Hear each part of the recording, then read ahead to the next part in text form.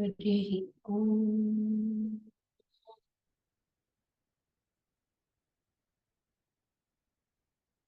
भद्रं कर्णेभिः शृणुयाम देवाः, भद्रं पश्येमाक्षभिर्यजत्राः, स्थिरैरङ्गैस्तुष्टुवागुंसस्तनूभिः। व्यशेम देवहितं यदायुः, स्वस्ति न इन्द्रो वृद्धश्रवाः, स्वस्ति नः पूषा विश्ववेदाः, स्वस्ति नस्तार्क्ष्यो अरिष्टनेमिः, स्वस्ति नो बृहस्पतिर्ददातु। ओम शांति शांति शांति।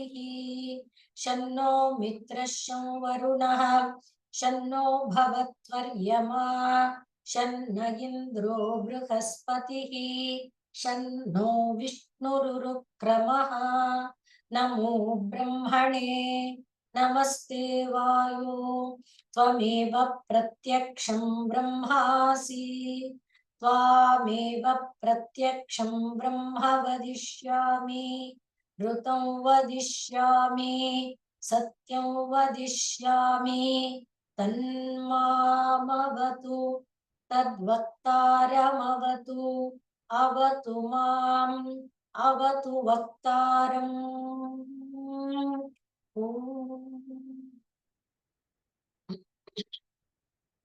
शांति शांति शांति। सहना भवतु, सहनौ भुनक्तु, सह वीर्यङ्करवावहै, तेजस्विनावधीतमस्तु मा विद्विषावहै। ओम शांति शांति शांति।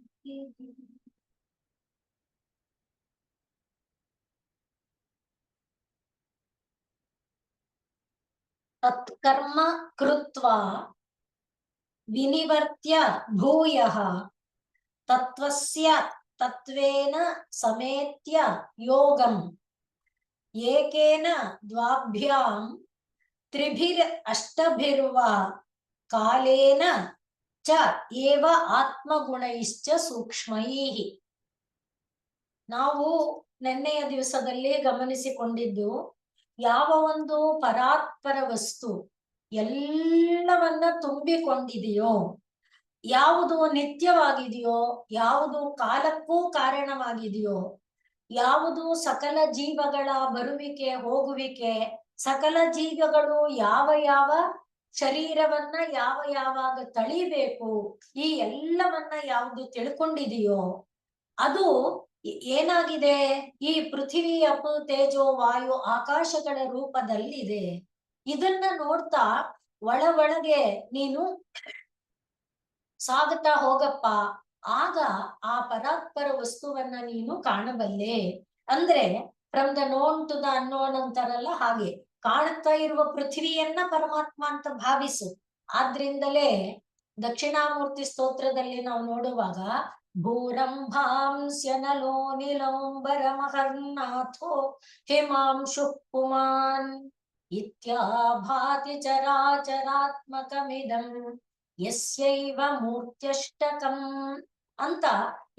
ಪರಮಾತ್ಮನದೇ ರೂಪ ಅದು, ಪರಮಾತ್ಮನದೇ ಮೂರ್ತಿ ಅದು. ಭೂಹು ಅಂಬಾಂಸಿ, ಭೂಹು ಅಂದ್ರೆ ಪೃಥ್ವಿ, ಅಂಬಾಂಸಿ ನೀರು, ಅನಿಲಹ ಅನಿಲಹ ಗಾಳಿ, ಅನಲಹ ಬೆಂಕಿ, ಭೂರಂಭಾಂಸಿ ಅನಿಲೋ ಅನಲೋ ಅಂಬರ ಆಕಾಶ, ಅಹರ್ನಾಥ ಹಗಲಿಗೆ ನಾಥ ಸೂರ್ಯ. ಹೀಗೆ ಯಾವ್ಯಾವುದನ್ನ ನೋಡಿದರೆ ಅದನ್ನ ಹಿಡ್ಕೊ, ಅದರ ಮೂಲಕ ಪರಮಾತ್ಮನನ್ನ ಸೇರು ಎನ್ನುವ ತತ್ವವನ್ನೇ ದಕ್ಷಿಣಾಮೂರ್ತಿ ಸ್ತೋತ್ರದಲ್ಲೂ ಕೂಡ ನಾವು ಇದೆಲ್ಲ ಪರಮಾತ್ಮನ ಶರೀರ, ಅದು ಅಂಬಾಂಸ್ಯನಿಲೋ ಅನಲೋ ಅಂಬರಂ ಅಹರ್ನಾಥೋ ಹಿಮಾಂಶು ಚಂದ್ರ, ಪುಮಾನ್, ಪುಮಾನ್ ಅಂದ್ರೆ ಆತ್ಮತತ್ವ, ಸಕಲ ಜೀವಿಗಳ ಒಳಗೆ. ಜೀವಿ ಅಂದಾಗ ಮತ್ತೆ ಮತ್ತೆ ನಾವು ಅನೇಕ ಬಾರಿ ಹೇಳ್ಕೊಂಡ್ಬಿಟ್ಟಿದ್ದೇವೆ, ಧೂಳಿನ ಕಣವು ಜೀವನೇ, ಅದರ ಒಳಗೂ ಕೂಡ ಚೈತನ್ಯ ಇದೆ. ಆ ಚೈತನ್ಯ ರೂಪದಲ್ಲಿರುವುದು ಪರಾತ್ಪರ ವಸ್ತುನೇ. ಆದ್ರಿಂದಲೇ ಆ ಧೂಳಿನ ಕಣ ಚೈತನ್ಯ ಅನ್ನುವುದಕ್ಕೆ ನಾವು ಪಂಡರಿನಾಥನ ಉದಾಹರಣೆಯನ್ನು ತಗೊಂಡಿದ್ದೇವೆ. ಭಕ್ತರ ಪಾದ ಧೂಳಿನಲ್ಲಿರುವ ಚೈತನ್ಯ, ಅದನ್ನ ಅವನು ಪರಿಭಾವಿಸಿ ತನ್ನ ಹಣೆಯಲ್ಲಿ ತಿಲಕವಾಗಿ ಧರಿಸ್ತಾನೆ ಅನ್ನುವಂತೆ. ಹಂಗಾಗಿ ಪ್ರತಿಯೊಂದು ಕೂಡ ಚೈತನ್ಯ, ಆ ಚೈತನ್ಯ ರೂಪ ಪುರುಷ. ಈಗ ಯಾವುದನ್ನ ನೀನ್ ನೋಡ್ತೀಯೋ ಅದನ್ನ ಪರಮಾತ್ಮ ಅಂತ ಹಿಡ್ಕೊ. ಯಾಕೆ? ಯಸ್ಯೈವ ಮೂರ್ತಿ ಅಷ್ಟಕಂ. ಇವೆಲ್ಲ ಈ 8 ಅವನ ರೂಪಗಳು, ಅವನ ಆಕಾರಗಳು. ಆದ್ರಿಂದ ಕಾಣ್ತಾ ಇರುವಂತಹ ಭೂಮಿ, ಆಕಾಶ, ಸೂರ್ಯ, ಚಂದ್ರ, ಆದ್ರಿಂದ ಜನರಿಗೆ ನೋಡುವುದಕ್ಕೆ ಅವಹೇಳನ, ನಗುವುದಕ್ಕೆ ವಿಷಯ. ಅಯ್ಯೋ, ಇವರು ಸೂರ್ಯಕ್ಕೆ ನಮಸ್ಕಾರ ಮಾಡ್ತಾರೆ, ಇವ್ರು ಚಂದ್ರನ. ಆದ್ರೆ ಅದರ ಮೂಲಕ ಒಳಗೆ ಇರುವಂತ ಆ ಶರೀರವನ್ನ ಹೊತ್ತು ಒಳಗಿರುವಂತ ಪರಮಾತ್ಮನ ಕಡೆಗೆ ಸಾಗು. ಹಾಗೆ ನಮ್ಮ ಶರೀರದೊಳಗೂ ಎಲ್ಲರೂ ಇದ್ದಾರೆ. ಭೂಹು ಎನ್ನುವುದು ಎಲ್ಲಿದೆ? ಮೂಗಿನೊಳಗಿದೆ. ಅಂಬಾಂಸಿ ಎನ್ನುವುದೆಲ್ಲಿದೆ? ನಾಲಿಗೆಯಲ್ಲಿದೆ. ಅಗ್ನಿ ಎಂಬುದೆಲ್ಲಿದೆ? ಮುಖದಲ್ಲಿದೆ. ಹೀಗೆ ಇಲ್ಲಿರುವುದನ್ನ ಹಿಡ್ಕೊ. ಇಲ್ಲಿರುವುದನ್ನ ಹಿಡ್ಕೊಂಡು ಒಳಗೆ ಸಾಗು. ಒಟ್ಟಿನಲ್ಲಿ ಆ ಪರಾತ್ಪರ ವಸ್ತುವೇ ಈ ಶರೀರಗಳ ರೂಪದಲ್ಲಿದೆ. ಅದನ್ನ ನೀನು ಚಿಂತ್ಯಂ, ಧ್ಯಾನಿಸು, ಚಿಂತಿಸು. ತನ್ಮೂಲಕ ಆ ಪರಾತ್ಪರ ವಸ್ತುವನ್ನ ಚಿಂತಿಸು ಅನ್ನೋದನ್ನ ನಾವು ನೆನ್ನೆ ನೋಡಿದ್ವಿ. ಈಗ ತತ್ಕರ್ಮ ಕೃತ್ವ. ತತ್ಕರ್ಮ ಕೃತ್ವ ಅಂದ್ರೆ ಯಾವ ಯಾವ ಕೆಲಸಗಳನ್ನ ಭೂಹು ಎಂಬುದು, ಅಪ್ ಎಂಬುದು, ಅನಿಲ ಎಂಬುದು, ಅನಲ ಎಂಬುದು ಮಾಡುತ್ತೋ. ಹಾಗೆ ನಾವು ನಿನ್ನೆ ಸ್ವಭಾವ ಅನ್ನುವ ವಿಷಯವನ್ನ ಹೇಳ್ಕೊಂಡಿದ್ವಿ. ಆ ಸ್ವಭಾವ ರೂಪದಲ್ಲಿ ಸತ್ವದ ಕೆಲಸ ಏನು? ಬೆಳಕು ಕೊಡೋದು. ರಜಸ್ಸಿನ ಕೆಲಸ ಏನು? ಚಂಚಲತೆಯನ್ನ ಉಂಟು ಮಾಡೋದು. ತಮಸ್ಸಿನ ಕೆಲಸ ಏನು? ದಪ್ಪ ದಪ್ಪ ಪರದೆಗಳನ್ನ, ಮೋಹದ ಆವರಣಗಳನ್ನ ಹಾಕೋದು, ಕತ್ತಲೆಯನ್ನ ಉಂಟು ಮಾಡೋದು. ಆ ರೀತಿ ತತ್ತತ್ ಕರ್ಮ, ಆಯಾ ಕೆಲಸಗಳನ್ನ ಕೃತ್ವ ಮಾಡ್ತಾ, ವಿನಿವರ್ತ್ಯ. ವಿನಿವರ್ತ್ಯ ಅಂದಾಗ ಆ ಕೆಲಸನ ನೋಡ್ಬೇಕು, ಹಿಂತಿರುಗಿ ನೋಡ್ಬೇಕು. ಆಮೇಲೆ ಭೂಯ, ಮತ್ತೆ ತತ್ವೇನ ತತ್ವಸ್ಯ ಯೋಗಂ ಸಮೇತ್ಯ. ತತ್ವೇನ ಅಂದ್ರೆ ಪೃಥ್ವಿ, ಅಪು, ತೇಜೋ, ವಾಯು, ಈ ತತ್ವ. ಈಗ 8 ಹೇಳಿದ್ವಲ್ಲ, ಸೂರ್ಯ, ಚಂದ್ರ, ಆತ್ಮ, ಈ ತತ್ವಗಳೊಡನೆ. ತತ್ವೇನ. ತತ್ವಸ್ಯ ಅಂದ್ರೆ ಒಳಗಿರುವ ಆತ್ಮ ಚೈತನ್ಯದ ಪರಾತ್ಪರ ವಸ್ತುವಿನ ಆ ಯೋಗಂ, ಜೋಡಿಸುವಿಕೆಯನ್ನ ಸಮೇತ್ಯ. ಸಮೇತ್ಯ ತಿಳಿದುಕೊಂಡು, ಅದನ್ನ ಭಾವಿಸಿಕೊಂಡು, ಅರ್ಥ ಮಾಡಿಕೊಂಡು. ಆಮೇಲೆ ಏಕೇನ ಒಂದೇ, ದ್ವಾಭ್ಯಾಂ 2, ತ್ರಿಭಿಹಿ 3, ಅಷ್ಟಭಿಹಿ 4, ಇದನ್ನ ಮತ್ತೆ ಕಾಲೇನ 5. ಹೀಗೆ ಆತ್ಮಗುಣೈಹಿ, ಆತ್ಮಗುಣಗಳಾದ 8 ಇವುಗಳ, ಮತ್ತೆ ಸೂಕ್ಷ್ಮೈಹಿ ಇವುಗಳ ಜೊತೆಯಲ್ಲಿ ಏನ್ ಮಾಡ್ಬೇಕು? ಸಮೇತಿ, ಸೇರಬೇಕು ಅಥವಾ ಸೇರಿ ಹೋಗ್ತಾನೆ. ಇದು ಮೇಲಿಂದೇನೋ ಸುಲಭವಾಗಿ ಅರ್ಥ ಆಯ್ತು. ಏನದು? ತತ್ಕರ್ಮ ಕೃತ್ವ. ಭೂಹು ಎಂಬುದು ಏನು ಕೆಲಸ ಮಾಡುತ್ತೆ? ಗಂಧ ಅನ್ನುವುದನ್ನ ಲೋಕಕ್ಕೆ ಕೊಡುತ್ತೆ. ತತ್ರ ಗಂಧವತಿ ಪೃಥಿವಿ. ಎಲ್ಲೆಲ್ಲಿ ಗಂಧ ಎನ್ನುವುದಿದೆಯೋ ಅಲ್ಲಿ ಪಾರ್ಥಿವ ಲಕ್ಷಣ ಇದೆ. ನಮ್ಮ ಶರೀರದಲ್ಲಿ ಗಂಧವನ್ನ ಗ್ರಹಿಸುವ ಇಂದ್ರಿಯವಾಗಿ ಮೂಗಿದೆ. ಆದ್ರಿಂದ ಇದು ಪೃಥ್ವಿ ತತ್ವಕ್ಕೆ ಸೇರಿದ್ದು. ಈ ಮೂಗು ಏನ್ ಮಾಡುತ್ತೆ? ಪೃಥ್ವಿಯಲ್ಲಿರುವ ಗಂಧಗಳನ್ನ ಅದು ಗ್ರಹಿಸುತ್ತೆ. ಹೀಗೆ ತತ್ಕರ್ಮ ಕೃತ್ವ. ಇಲ್ಲಿ ಮುಖ್ಯವಾಗಿ ಭೂಯ ವಿನಿವರ್ತ್ಯ, ಅದನ್ನ ಮತ್ತೆ ಗಮನಿಸಿ ನೋಡು. ಈಗ ನೋಡಿ, ಜೀವನದಲ್ಲಿ ಪ್ರತಿ ದಿವಸದಲ್ಲಿ ಎಷ್ಟು ಕೆಲಸ ನಾವು ಮಾಡ್ತೀವಿ ಅಂದ್ರೆ, ಬೆಳಗ್ಗೆ ಎದ್ದ ತಕ್ಷಣ ಕೈಕಾಲು ಮುಖ ತೊಳಿತೇವೆ. ಕೈಕಾಲು ಮುಖ ತೊಳೆಯುವಾಗ ಎಷ್ಟು ಅವಯವಗಳು ಇನ್ವಾಲ್ವ್ ಆಗಿದೆ. ಒಂದೇ ಒಂದ್ಸಲ ನಾವು ಯೋಚನೆ ಮಾಡಿದೇವಾ? ಒಂದು ಬ್ರಷ್ ಮಾಡ್ತೇವೆ, ಹಲ್ಲುಜ್ಜುವಾಗ ಎಷ್ಟು ಅವಯವಗಳು, ಎಷ್ಟು ಪದಾರ್ಥಗಳು. ಸುಮ್ನೆ ಒಂದು ಕಲ್ಪನೆ ಮಾಡಿದ್ರೆ, ಮೊದಲಿಗೆ ನಾವು ಇದ್ದ ಜಾಗದಿಂದ ಬಚ್ಚಲು ಮನೆಗೆ ಹೋಗೋದಕ್ಕೆ ಕಾಲು ಕೆಲಸ ಮಾಡ್ತು. ಮತ್ತೆ ಎಲ್ಲಕ್ಕಿಂತ ಮೊದಲು ಮನಸ್ಸು, ನಾನು ಹಲ್ಲು ಉಜ್ಜಬೇಕು, ಮುಖ ತೊಳಿಬೇಕು, ಶುದ್ಧ ಆಗ್ಬೇಕು ಅನ್ನುವ ಸಂಕಲ್ಪ. ಮನಸ್ಸಿನ ಇನ್ವಾಲ್ವ್ಮೆಂಟ್ ಆದ್ಮೇಲೆ ಆ ಸಂಕಲ್ಪದಿಂದ ಕಾಲು ನಡ್ಕೊಂಡು ಹೋಯ್ತು, ಕೈ ಏನ್ ಮಾಡ್ತು, ಬ್ರಷ್ ತಗೊಳ್ತು, ಮತ್ತೆ ನೀರು ಏನ್ ಮಾಡ್ತು, ಬ್ರಷ್ ತೊಳೀತು, ಮತ್ತೆ ಇನ್ನೊಂದು ಕೈ ಪೇಸ್ಟ್ ತಗೊಳ್ತು, ಅದನ್ನ ಬ್ರಷ್ ಮೇಲೆ ಹಾಕ್ತು, ಮತ್ತೆ ಹಲ್ಲಿನ ಮೇಲೆ ಅಂದ್ರೆ ಎಷ್ಟು ಇಂದ್ರಿಯಗಳು, ಎಷ್ಟು ಪದಾರ್ಥಗಳು ಇನ್ವಾಲ್ವ್ ಆಗಿದೆ ನೋಡಿ. ಇದನ್ನ ನಾವು ನೋಡೇ ಇಲ್ಲ. ಇದನ್ನೇ ಸ್ವಾಮಿ ವಿವೇಕಾನಂದರು ಹೇಳುವಾಗ, ಧ್ಯಾನ ಅಂದ್ರೆ ಇದೆಲ್ಲ ಸೇರುತ್ತೆಪ್ಪ. ಅಂದ್ರೆ ಅವುಗಳನ್ನ ತತ್ತತ್ ಕರ್ಮ, ಅವುಗಳು ಮಾಡ್ತಾ ಇರುವುದನ್ನ ಗಮನಿಸು, ಅದನ್ನೇ ವಿನಿವರ್ತ್ಯ, ಅದನ್ನೊಂದ್ಸಲ ನಿರೀಕ್ಷಿಸು. ಏನ್ ಮಾಡಿದೆ ನಾನು, ಹಾಗೆ ನಿರೀಕ್ಷಿಸಿದ್ರೆ ಅದು ಒಂದು ಧ್ಯಾನ. ಹಾಗೆ ಮಾಡುವುದರಿಂದ ಏನಾಗುತ್ತೆ, ತತ್ವೇನ ತತ್ವಸ್ಯ ಯೋಗಂ. ತತ್ವಗಳು ಯಾವುದು, ಪೃಥ್ವ್ಯಪ್ತೇಜೋ ವಾಯುವಾದಿ ತತ್ವಗಳನ್ನ ತತ್ವೇನ ಒಳಗಿರುವ ಚೈತನ್ಯದೊಡನೆ, ಕೈಯೊಳಗೆ ಹರಿಯುತ್ತಾ ಇರುವ ಚೈತನ್ಯದೊಡನೆ, ಕಣ್ಣೊಳಗೆ ಹರಿಯುತ್ತಾ ಇರುವ ಚೈತನ್ಯದೊಡನೆ ಸೇರಿಸುವುದು. ಹಾಗಾದಾಗ ತಾನೇ ಕೆಲಸ ಆಗತ್ತೆ.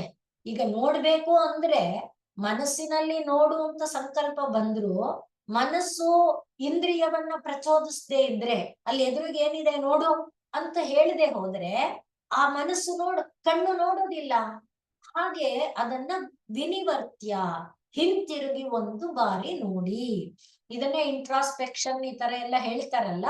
ನಾವು ಏನು ಚಟುವಟಿಕೆ ಮಾಡ್ತೇವೆ ಅದನ್ನ ಮನನ ಮಾಡಿದರೆ, ಚಿಂತನೆ ಮಾಡಿದರೆ, ಆಗ ಅಲ್ಲಿರುವ ಲೋಪದೋಷಗಳು, ಸರಿ ತಪ್ಪುಗಳು, ಗುಣ ಧರ್ಮಗಳು ನಮ್ಮ ಅರಿವಿಗೆ ಬರುತ್ತೆ. ಆಗ ಅರೆ ನಾನು ಇಂಥ ತಪ್ಪು ಮಾಡ್ಬಿಟ್ನಲ್ಲ, ಹೀಗೆ ಇನ್ನೊಂದೇ ಮಾಡಬಾರ್ದು ಇತ್ಯಾದಿ ಅರಿವನ್ನ ನಾವು ಪಡೆಯೋದಕ್ಕೆ ಸಹಾಯ ಆಗತ್ತೆ. ತನ್ಮೂಲಕ ನಾನು ಮೇಲೆ ಅಂದ್ರೆ ಗುಣದಲ್ಲಿ ಉತ್ತಮನಾಗುವುದರಲ್ಲಿ, ನಾನು ಮಾಡುವ ಕೆಲಸ ಉತ್ತಮ ಆಗುವುದರಲ್ಲಿ, ಹೀಗೆ ಬೇರೆ ಬೇರೆ ಉತ್ತಮತೆ ಔತ್ತಮ್ಯದ ಕಡೆಗೆ ಸಾಗೋದಕ್ಕೆ ಇದು ಸಹಾಯ ಮಾಡುತ್ತೆ. ಹಾಗೆ ಇಲ್ಲಿ ತತ್ವೇನ ತತ್ವಸ್ಯ ಸ ಯೋಗಂ, ಅದನ್ನ ಸಮೇತ್ಯ. ಆಗ ಏನೇನಾಗತ್ತೆ, ಏಕೇನ ದ್ವಾಭ್ಯಾಂ, ಇವುಗಳನ್ನ ಏಕೇನ ಅಂದಾಗ ಇದಕ್ಕೆ ಈ ಎರಡನೇ ಪಾದ ಇದೆಯಲ್ಲ, ಅದಕ್ಕೆ ಅನೇಕರು ಅನೇಕ ರೀತಿಯಲ್ಲಿ ಅರ್ಥವನ್ನ ಹೇಳಿದ್ದಾರೆ. ಇಲ್ಲಿ ಅಧಿಕಾರಿ ಭೇದದಿಂದ ನಾ ಎಲ್ಲವನ್ನ ಹೇಳ್ತೀನಿ, ಯಾವ ಯಾವ ಅಧಿಕಾರಿಗೆ ಯಾವುದು ಹಿತ ಅನ್ಸುತ್ತೆ ಅವ್ರದನ್ನ ಸ್ವೀಕರಿಸ್ಕೊಳ್ಬಹುದು. ಒಟ್ಟಿನಲ್ಲಿ ಅನೇಕ ರೀತಿಯ ಅರ್ಥ ಅಂತೂ ಇದೆ. ಏಕ ಅಂದ್ರೆ ಅವಿದ್ಯೆ. ಆ ಅವಿದ್ಯೆ ದ್ವಾಭ್ಯಾಂ, ಅವಿದ್ಯೆ ಯಾವುದರಿಂದ ಯಾವುದರಿಂದ ಪ್ರಚೋದಿತವಾಗ್ತಾ ಇದೆ, ನಾವು ಸತಿ ಮೂಲೆ ತದ್ವಿಪಾಕೆ ಅನ್ನುವಾಗ ಸತಿ ಮೂಲ ಯಾವುದು, ಅವಿದ್ಯಾ. ಅವಿದ್ಯಾ, ಅಸ್ಮಿತಾ, ರಾಗ, ದ್ವೇಷ, ಅಭಿನಿವೇಶ, ಇದನ್ನ ಹೇಳ್ಕೊಂಡಿದ್ದೇವೆ.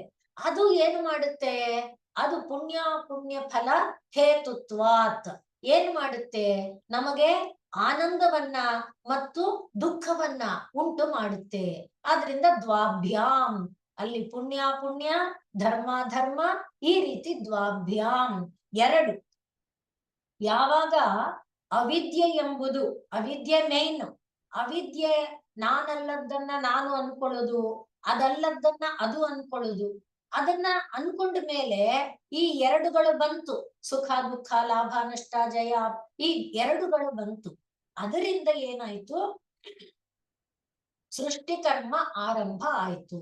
ಸೃಷ್ಟಿಕರ್ಮ ಆದಾಗ ತ್ರಿಭಿಹಿ, ಸತ್ವರಜಸ್ತಮಸ್ಸು, ಸತ್ವರಜಸ್ತಮಸ್ಸುಗಳ ಒಂದು ಆಧಿಕ್ಯ, ಸತ್ವರಜಸ್ತಮಸ್ಸುಗಳ ವಿಷಮ ಸಮತೋಲ ಇಲ್ಲ, ವಿಷಮತೆಯಿಂದ ಏನಾಯ್ತು, ಸೃಷ್ಟಿಯಲ್ಲಿ ಸತ್ವದ ಆಧಿಕ್ಯ ಇದ್ದಾಗ ಒಬ್ಬ ಸಜ್ಜನನಾಗಿ ಜನಿಸ್ತಾನೆ, ರಜಸ್ಸಿನ ಆಧಿಕ್ಯ ಇದ್ದಾಗ ದರ್ಪಾಹಂಕಾರದ ವ್ಯಕ್ತಿಯಾಗಿ ಜನಿಸ್ತಾನೆ, ತಮಸ್ಸಿನ ಆಧಿಕ್ಯ ಇದ್ದಾಗ ಮೋಹದ ವ್ಯಕ್ತಿಯಾಗಿ ಜನಿಸ್ತಾನೆ.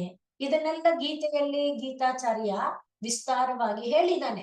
ಆದ್ರಿಂದ ಅದರಲ್ಲಿ ಬುದ್ಧಿಯಲ್ಲಿ, ತಪಸ್ಸಿನಲ್ಲಿ, ದಾನದಲ್ಲಿ, ಯಜ್ಞದಲ್ಲಿ, ಸತ್ಯದಲ್ಲಿ ಎಲ್ಲಾ ತರಲ್ಲಿ ಮೂರು ವಿಧವನ್ನ ಹೇಳ್ಕೊಂಡು ಬಂದಿದ್ದಾನೆ. ಆದ್ರಿಂದ ತ್ರಿಭಿಹಿ, ಆ ಮೂರು ವ್ಯಕ್ತಿಯನ್ನ ಏನು ಮಾಡುತ್ತೆ, ಜಾಗೃತ, ಸ್ವಪ್ನ, ಸುಷುಪ್ತಿ ನೆಲೆಗಳಲ್ಲಿ ಸುಷುಪ್ತಿ ನೆಲೆಯಲ್ಲಿ ಸತ್ವ, ಸ್ವಪ್ನ ನೆಲೆಯಲ್ಲಿ ರಜಸ್ಸು, ಜಾಗೃತಿನ ನೆಲೆಯಲ್ಲಿ ಮೋಹ ತಮ, ಈ ರೀತಿಯಾಗಿ ಅದು ಜೀವಿಯ ಇದನ್ನ ಇಟ್ಟುಕೊಂಡು ಅದರಿಂದ ಸ್ಥೂಲ, ಸೂಕ್ಷ್ಮ, ಕಾರಣ ಎನ್ನುವ ಜೀವಿಯದೇ ಶರೀರವಾಗಿ, ಸ್ಥೂಲ ಶರೀರ ಹೊರಗೆ ಕಾಣುವಂಥ ಪೃಥ್ವಿ ತೇಜೋ ವಾಯು ಆಕಾಶ ರೂಪವಾದ ಪಾಂಚಭೌತಿಕ ಶರೀರ, ಒಳಗಡೆ ಚಿತ್ತ ಮನ ಬುದ್ಧಿ ಅಹಂ ರೂಪಿನ ಸೂಕ್ಷ್ಮ ಶರೀರ, ಅವೆಲ್ಲಕ್ಕೆ ಕಾರಣ ಯಾವುದು? ಪ್ರಾರಬ್ಧ ಸಂಚಿತ ಆಗಾಮಿ ರೂಪವಾದಂಥ ವಾಸನಾ ಸಂಸ್ಕಾರ ಅವಿದ್ಯಾ. ಅದೇ ಹಾಗೆ ನೋಡಿ, 1 2 3 ಈ ರೀತಿಯಾದ ಮೇಲೆ ಮತ್ತೆ ಅಷ್ಟಭಿಹಿ ಆತ್ಮಗುಣೈಹಿ, ಆತ್ಮಗುಣಗಳನ್ನ ನಾವು ಹೇಳಿಕೊಂಡಿದ್ಯಾವುದು? ಪಂಚಭೂತ, ಅದಾದ್ಮೇಲೆ ಮನಸ್ಸು, ಬುದ್ಧಿ, ಅಹಂ ಅಂದ್ರೆ ಗರ್ವ ಅಲ್ಲ, ಅಹಂ ನಾನು ಎನ್ನುವ ಒಂದು ತತ್ವ. ಹೀಗೆ ಇವುಗಳನ್ನೆಲ್ಲವನ್ನ ಸೇರಿಸಿ ಈಗೇನಾಯ್ತು? ಸೃಷ್ಟಿ ಆಯ್ತು, ಒಂದು ಶರೀರ ಅಂತ ಆಯ್ತು. ಹಾಗೆ ಆ ಶರೀರವನ್ನ ಸೃಷ್ಟಿ ಮಾಡಿದ ಮೇಲೆ ಪರಮಾತ್ಮ ಏನ್ ಮಾಡ್ದ? ಅದರೊಳಗೆ ಪ್ರವೇಶ ಮಾಡಿದ್ನಲ್ಲ, ಪ್ರವೇಶ ಮಾಡ್ಬಿಟ್ಟು ನೋಡ್ತಾ ಇದ್ದಾನೆ. ಏನ್ ಮಾಡುತ್ತೆ? ಕಣ್ಣೇನ್ ಮಾಡುತ್ತೆ, ಕೈ ಏನ್ ಮಾಡುತ್ತೆ, ಕಾಲೇನ್ ಮಾಡುತ್ತೆ, ಹೀಗೆ ವಿನಿವರ್ತ್ಯ ತಾನು ತನ್ನೊಳಗೆ ಕೂತ್ಕೊಂಡ್ಬಿಟ್ಟಿದ್ದಾನೆ ಆರಾಮಕ್ಕೆ, ಸಚ್ಚಿದಾನಂದ ಸ್ವರೂಪಿಯಾಗಿ ತನ್ನೊಳಗೆ ತಾನು ಕೂತ್ಬಿಟ್ಟಿದ್ದಾನೆ. ಈ ಪಾಂಚಭೌತಿಕವಾದ ಶರೀರ ಎಲ್ಲ ಏನು ಮಾಡುತ್ತೆ? ಪೃಥ್ವಿ ಏನು ಮಾಡುತ್ತೆ? ಇದನ್ನೆಲ್ಲ ಅವನು ನೋಡ್ತಾ ಇದ್ದಾನೆ. ಹಾಗೆ ತತ್ ಸೃಷ್ಟ್ವಾ ತದೇವ ಅನುಪ್ರಾವಿಶತ್. ಹಾಗೆ ಆದ್ಮೇಲೆ ಎಲ್ಲಾ ಚಟುವಟಿಕೆಯನ್ನ ನೋಡ್ತಾ ಗಮನಿಸ್ತಾ ತಾನು ಮಾತ್ರ ಸಚ್ಚಿದಾನಂದದ ನೆಲೆಯಲ್ಲಿ ತಾನಾಗಿ ಇದ್ದಾಗ ಏನಾಯ್ತು? ತತ್ವೇನ ತತ್ವಸ್ಯ ಯೋಗ ಅಂದ್ರೆ ಯಾವುದು? ಸಚ್ಚಿದಾನಂದಮಯವಾದದ್ದು ತತ್. ಯಾವುದು ಪಂಚಭೂತಾತ್ಮಕವಾದ ಶರೀರಾತ್ಮಕವಾದದ್ದು? ಅದು ತ್ವಂ. ಈಗ ಅವನಿಗೆ ಗೊತ್ತಾಯ್ತು, ಓ ತತ್ ಎಂಬುದೇ ತ್ವಂ. ಆ ತತ್ ಎಂಬುದೇ ತ್ವಂ ಆಗಿ ಏನಾಗ್ತಾ ಇದೆ? ಕಣ್ಣಿನ ಮೂಲಕ ನೋಡ್ತಾ ಇದೆ. ತತ್ ಎಂಬುದೇ ತ್ವಂ ಆಗಿ ಕಿವಿಯ ಮೂಲಕ ಕೇಳ್ತಾ ಇದೆ. ತತ್ ಎಂಬುದೇ ತ್ವಂ ಆಗಿ ಮೂಗಿನ ಮೂಲಕ ಉಸಿರಾಡ್ತಾ ಇದೆ, ಗಂಧವನ್ನ ಆಘ್ರಾಣಿಸ್ತಾ ಇದೆ. ತತ್ ಎಂಬುದೇ ತ್ವಂ ಆಗಿ ನಾಲಿಗೆಯ ರೂಪದಲ್ಲಿ ರಸವನ್ನ ಆಸ್ವಾದಿಸ್ತಾ ಇದೆ. ತತ್ ಎಂಬುದೇ ತ್ವಂ ಆಗಿ ಬಾಯಿಯ ಮೂಲಕ ಮಾತನಾಡ್ತಾ ಇದೆ. ಹೀಗೆ ತತ್ ತ್ವಂ ಅನ್ನೋದನ್ನ ನೋಡ್ತಾ ತತ್ವೇನ ತತ್ವಸ್ಯ, ತತ್ವೇನ ಸಚ್ಚಿದಾನಂದ, ತತ್ವಸ್ಯ ಶರೀರಾತ್ಮಕ, ಆ ಎರಡನ್ನ ಯೋಗ. ಅದ್ಯಾವ್ದದು? ಅಸಿ. ಅವಾಗ ತತ್ ತ್ವಂ ಅಸಿ ಅಂತ ತಿಳ್ಕೊಂಡ. ಇಷ್ಟನ್ನೇ ಆರಂಭದಿಂದ ಹೇಳ್ಕೊಂಡು ಬಂದಿರೋದು. ಆದ್ರಿಂದ ಯಾವುದು ಸಚ್ಚಿದಾನಂದಮಯವಾಗಿದೆಯೋ ಆ ಸಚ್ಚಿದಾನಂದಮಯವೇ ಏನಾಯ್ತು? ತಾನು 8 ಶರೀರಗಳನ್ನ ತಳ್ಕೊಳ್ತು. ಆ 8 ಶರೀರಗಳಿಂದ ಇಂಥ ಅನೇಕ ರೂಪಗಳನ್ನ ತಳೀತು. ಆ ಅನೇಕ ರೂಪಗಳೊಳಗೆ ತಾನು ಪ್ರವೇಶ ಮಾಡ್ತು. ಹಾಗೆ ಪ್ರವೇಶ ಮಾಡಿ ಎಲ್ಲೆಲ್ಲಿ ಏನೇನು ಚಟುವಟಿಕೆ ನಡೀತಿದೆ ಅದೆಲ್ಲವನ್ನ ನೋಡ್ತಾ ಯಾವುದು ಸಚ್ಚಿದಾನಂದವಾಗಿತ್ತೋ ಅದೇ ಹೀಗೆ ಮಾಡ್ತಾ ಇದೆ, ಅದೇ ಇದು ಅನ್ನುವುದನ್ನ ತಿಳ್ಕೊಳ್ತಾ ಬರುವುದು ಯಾವುದು? ವಿನಿವರ್ತ್ಯ, ಒಳಗಡೆಗೆ ತಿರುಗಿ ನಿರೀಕ್ಷಿಸಿದಾಗ ಅನ್ನುವುದು ಮೊದಲನೆಯದಾಗಿ ನಾವು ಕಾಣುವಂತ ಅರ್ಥ. ಹೀಗೆ ಆಗುವಾಗ ಇಲ್ಲಿ ಕಾಲೇನ ಅಂತ ಒಂದು ಶಬ್ದ ಇದೆ. ಈ ತರ ಆಗೋದಕ್ಕೆ ಕಾಲ ಎಂಬುದು ಬೇಕು. ಕಾಲ ಯಾವುದದು? ಈಗ ವಿನಿವರ್ತ್ಯ ನೋಡುವುದಕ್ಕೂ ಕೂಡ ಕಾಲ ಅನ್ನೋದು ಎಲ್ಲಿದೆ, ಹೇಗಿದೆ, ಅದನ್ನ ನೋಡೋದು ಹೇಗೆ ಅಂದ್ರೆ ಯಾರಿಗೂ ಕಾಣದ ರೀತಿಯಲ್ಲಿ ಕಾಲ ಇದೆ. ಕಾಲ ಕೆಲಸ ಮಾಡೋದು ಅದು ಹಾಗೆ ಯಾರಿಗೂ ಗೊತ್ತಾಗಲ್ಲ ಕಾಲ ಹೇಗ್ ಕೆಲಸ ಮಾಡ್ತಾ ಇದೆ. ನಮ್ಗೆ ನಿಮ್ಗೆ ಗೊತ್ತಾಗ್ತಾ ಇದೆಯಾ? ಕಾಲ ಹೆಂಗ್ ಕೆಲಸ ಮಾಡ್ತಾ ಇದೆ ಗೊತ್ತಾಗಲ್ಲ. ಶರೀರ ಹಣ್ಣಾದಾಗ ಕಾಲ ಕೆಲಸ ಮಾಡಿದೆ ಅಂತ ಗೊತ್ತಾಗತ್ತೆ. ಆದ್ರೆ ಕಾಲ ಯಾವ ರೀತಿ ಕೆಲಸ ಮಾಡ್ತಾ ಇದೆ? ಒಳಗೇ ಕೆಲಸ ಮಾಡುತ್ತೆ. ಅದು ಗೂಢವಾಗಿ ಉದಾಹರಣೆ ಸ್ಪಷ್ಟ ನಮಗಾಗ್ಬೇಕಂದ್ರೆ ಬೀಜ ಇದೆ. ಬೀಜ ಯಾವಾಗ ಮೊಳೆಯುತ್ತೆ, ಹೇಗೆ ಮೊಳೆಯುತ್ತೆ ಅಂತ ನಾವು ನೋಡ್ತಾ ಕಣ್ ಮುಂದೆ ಇಟ್ಕೊಂಡಿದ್ರೆ ಮೊಳೆಯಲ್ಲ.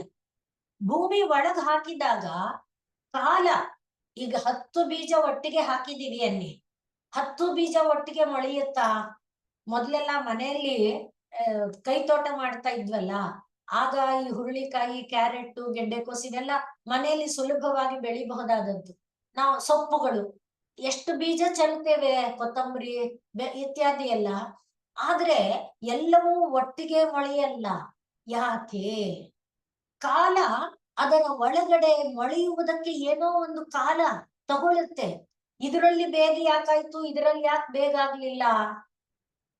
ಈಗ ಅದಕ್ಕಿಂತ ಇನ್ನೂ ಹೆಚ್ಚಿನ ದೃಷ್ಟಾಂತ, ಒಂದು ಚಿಪ್ಪು ಬಾಳೆ ತಗೊಂಡು ಬರ್ತೇವೆ ಮನೆಗೆ. ತಗೊಂಡ್ಬರುವಾಗ ಸ್ವಲ್ಪ ಕಾಯಿ ಮೇಲೆ ಕೊಡಿಪ್ಪ ಅಂತ ಅಂಗಡಿಯಿಂದ ತರ್ತೇವೆ. ತಂದಾಗ 2 ಮಾತ್ರ ಸ್ವಲ್ಪ ಲೈಟ್ ಹಳದಿ ಬಣ್ಣ ಇರುತ್ತೆ, ಮಿಕ್ಕದ್ದೆಲ್ಲ ಹಸಿರು ಬಣ್ಣನೇ ಇರುತ್ತೆ. ಯಾಕೆ? ಒಂದು ಚಿಪ್ಪಲ್ಲಿ 2 ಮಾತ್ರ ಲೈಟ್ ಹಳದಿ ಬಣ್ಣ, ಮಿಕ್ಕದ್ದೆಲ್ಲ ಯಾಕೆ ಹಸಿರು ಬಣ್ಣ? ಅಲ್ಲಿ ಕಾಲ, ಇದ್ರ ಮೇಲೆ ಕಾಲ ಯಾಕೆ ಕೆಲಸ ಮಾಡ್ತು, ಅದರ ಮೇಲೆ ಕಾಲ ಯಾಕೆ ಕೆಲಸ ಮಾಡಿಲ್ಲ? ಆಯ್ತು, ತಂದು ನೀವು ಗೋಡೆಗೆ ನೇತ್ ಹಾಕಿ, ಹಗ್ಗಕ್ಕೆ ನೇತ್ ಹಾಕಿ, ಸಾಯಂಕಾಲದ ವೇಳೆಗೆ ಎಲ್ಲ ಹಳದಿ ಬಣ್ಣ ಆಗುತ್ತೆ.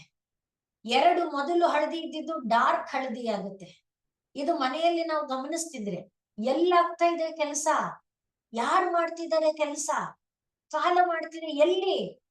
ಆ ಕಾಲ ಒಳಗಡೆ ಮಾಡ್ತಾ ಇರುವ ಕೆಲಸ ಇದೆಯಲ್ಲ, ಅದು ಸೂಕ್ಷ್ಮ, ಅದು ಗೊತ್ತಾಗಲ್ಲ. ಆದ್ರಿಂದಲೇ ಕಾಲ ಅನ್ನೋದನ್ನ ಪರಮಾತ್ಮ ಸ್ವರೂಪವಾಗಿ ನಾವು ಭಾವಿಸಿಕೊಂಡಾಗ ಪ್ರತಿಯೊಂದರಲ್ಲೂ ಕಾಲ ಇದೆ. ಕಾಲ, ನಾವು ನಿನ್ನೆ ಹೇಳ್ಕೊಂಡ್ವಿ, ಕಾಲ ಎನ್ನುವುದನ್ನ ಒಂದು ಚೌಕಟ್ಟಿಗೆ ನಿಲುಗಡೆಗೆ ತರಕ್ ಬರಲ್ಲ. ಆದ್ರೆ ಕಾಲ ಸದಾ ಕಾಲ ಇದೆ, ಆದ್ರಿಂದ ಅದು ನಿತ್ಯ, ಯಾವಾಗ್ಲೂ ಇದೆ, ಎಲ್ಲದ್ರೊಳಗೂ ಇದೆ. ಇಲ್ಲಿದೆ ಇಲ್ಲಿಲ್ಲ ಅನ್ನುವಂತಿಲ್ಲ. ಆದ್ರೆ ಅದು ಹೇಗೆ ಇದೆ, ಏನು ಕೆಲಸ ಮಾಡ್ತಿದೆ ಗೊತ್ತಾಗದಂತೆ ಕೆಲಸ ಮಾಡುತ್ತೆ. ಅದನ್ನ ಕಾಲೇನ, ಆ ಕಾಲದೊಡನೆ ಯಾವುದು ಸೇರ್ಕೊಳ್ತಾ ಇದೆ? ಈ ಪೃಥ್ವಿಯ ತೇಜೋ ವಾಯು ಆಕಾಶ ಚಿತ್ತ ಮನ ಬುದ್ಧಿಗಳು ಸೇರಿಕೊಂಡು ಕಾಲದಿಂದ ಅದು ರೂಪವನ್ನು ತಳೆಯುತ್ತೆ. ಆದ್ರಿಂದನೇ ಒಂದೇ ಒಂದೇ ಹಣ್ಣೆ ತಗೊಳ್ಳಿ, ಈಗ ನಾವು ಚಿಪ್ ಹೇಳಿದ್ವಿ, ಒಂದೇ ಹಣ್ಣು ತಗೊಂಡ್ರೆ ಒಂದು ಭಾಗದಲ್ಲಿ ಮೆತುವಾಗಿರುತ್ತೆ, ಒಂದು ಭಾಗದಲ್ಲಿ ಕಾಯಿ ಇರುತ್ತೆ, ಮತ್ತೊಂದು ಭಾಗದಲ್ಲಿ ಅರ್ಧಂಬರ್ಧ ಮೆತು ಇರುತ್ತೆ, ಒಂದು ಭಾಗದಲ್ಲಿ ತುಂಬಾ. ಯಾಕೆ? ಕಾಲ ಒಂದೇ ಹಣ್ಣೊಳಗೆ ಎಷ್ಟು ರೀತಿಯಲ್ಲಿ ಕೆಲಸ ಮಾಡ್ತಾ ಇದೆ. ಹಾಗೆ ಕಾಲ ಎಂಬುದು ಈ ಪ್ರಪಂಚವನ್ನ, ಈ ಶರೀರವನ್ನ, ಈ 3 ಇದೆಯಲ್ಲ, ಜಾಗೃತಿ ಸ್ವಪ್ನ ಸುಷುಪ್ತಿ ರೂಪದ, ಹಾಗೆ ವಿಶ್ವ ತೈಜಸ ಪ್ರಾಜ್ಞ ರೂಪದ, ಹಾಗೆ ಸ್ಥೂಲ ಸೂಕ್ಷ್ಮ ಕಾರಣ ರೂಪದ, ಹಾಗೆ ಸತ್ವ ರಜಸ್ ತಮಸ್ಸು ರೂಪದ ಈ ಶರೀರಗಳನ್ನ ಕಾಲ ಒಳಗಡೆನೇ ಪಕ್ವ ಮಾಡ್ತಾ ಇದೆ. ಅದನ್ನ ವಿನಿವರ್ತ್ಯ ನಾವ್ ಏನ್ ಮಾಡ್ಬೇಕು? ತತ್ವಸ್ಯ ತತ್ವೇನ, ಆ ಮೂಲ ತತ್ವದೊಡನೆ ಈ ಎಲ್ಲವನ್ನ ಯೋಗ ಮಾಡಿದಾಗ ನಮ್ಗೆ ಏನ್ ಗೊತ್ತಾಗುತ್ತೆ? ಯಾವುದು ತತ್ ಎಂಬ ವಸ್ತು ಆಗಿತ್ತೋ ಅದೇ ತ್ವಂ ಎಂಬ ವಸ್ತುವಾಗಿ ನಮ್ಗೆ ಕಾಣ್ತಾ ಇದೆ. ಅದೇ ಭೂಮಿಯಾಗಿ ಕಾಣ್ತಿದೆ, ಆಕಾಶವಾಗಿ ಕಾಣ್ತಾ ಇದೆ, ಸೂರ್ಯನಾಗಿ ಕಾಣ್ತಾ ಇದೆ, ಚಂದ್ರನಾಗಿ ಕಾಣ್ತಾ ಇದೆ, ಶರೀರದಲ್ಲಿ ಮೂಗಾಗಿ, ಕಣ್ಣಾಗಿ, ಕಿವಿಯಾಗಿ, ಕೈಯಾಗಿ ಕಾಣ್ತಾ ಇದೆ. ಅದೇ ಒಳಗಡೆ ಕಾಣದೆ ಕಾಲ ರೂಪದಲ್ಲಿ ಕೆಲಸ ಮಾಡ್ತಾ ಇದೆ. ಇದನ್ನ ತಿಳ್ಕೊಳ್ತಾ ಹೋದಾಗ ಆ ತತ್ ಎಂಬುದೇ ತ್ವಂ ಆಗಿದೆ. ಆಗಿದೆ ಅನ್ನೋದಿದೆಯಲ್ಲ, ಅಸಿ ತತ್ ತ್ವಂ ಅಸಿ. ಇದನ್ನ ನಾವು ಸಾಧನೆಗಳ ಮೂಲಕ, ಈ ಯಾವುದು ಹೊರಗಡೆ ಇರುವಂತ ಕಣ್ಣು ಕಿವಿ ಮೊದಲಾದ ಸಾಧನಗಳ ಮೂಲಕ ತತ್ ಎಂಬ ವಸ್ತು ತ್ವಂ ಎಂಬುದರೊಡನೆ ಯೋಗವನ್ನ ಹೊಂದಿ ಕೆಲಸ ಮಾಡ್ತಾ ಇದೆ. ಇದು ಸ್ವಲ್ಪ ಮಟ್ಟಿಗೆ ಅರ್ಥ ಆಗಿದೆ ಅಂತ ಅನ್ಕೊಳ್ತೀನಿ. ಎಷ್ಟ್ ಹೇಳಿದ್ರು ತತ್ ಅನ್ನೋದೇ ತ್ವಂ ಅಂತ ಒಪ್ಪಿಕೊಳ್ಳೋದು ಕಷ್ಟ. ಆದ್ರೆ ಅದಕ್ಕೆ ಮೊದಲೇ ಹೇಳಿಕೊಂಡಿದ್ದೇವೆ, ಅಧಿಕಾರಿ ಭೇದಕ್ಕನುಗುಣವಾಗಿ ಹಾಗೆ ಒಂದನ್ನ ತಿಳ್ಕೊಂಡಾಗ ಏನಾಗುತ್ತೆ, ಇದು ಶರೀರ ಅನ್ನೋದು ಮೇಲಿಂದ ಹೇಳ್ಕೊಂಡು ಬಂದಿರೋದು ಸರ್ವಪಾಶೈಹಿ ಮುಚ್ಯತೆ ಜಹಾತಿ ತನುಂ, ಜಹುಹು ತನುಂ ಅಂತ ಹಿಂದೆ ಬಂತಲ್ಲ, ಶರೀರ ಬಿದ್ದೋಗುತ್ತೆ, ಶರೀರ ಇನ್ನು ಉಳಿಯೋದಿಲ್ಲ. ಈಗ ಇದನ್ನೇ ಯಾವ್ದನ್ನ, ಇದು ಮೊದಲನೇ ಭಾಗ ಕಷ್ಟ ಆದ್ರೆ ಮರ್ತ್ಕೊಂಡ್ ಬಿಡಿ. ಈಗ ನಾವು ಎರಡನೇದಕ್ಕೆ ಬಂದ್ರೆ, ತತ್ ಕರ್ಮ ಕೃತ್ವ, ಕರ್ಮ ಮಾಡಿ. ಏನ್ ಕರ್ಮ ಮಾಡೋದು? ಕಣ್ಣು ನೋಡ್ತು, ಕಿವಿ ಕೇಳ್ತು, ಕೈ ಮಾಡ್ತು, ಹೀಗೆ ಕರ್ಮ ಮಾಡ್ತು.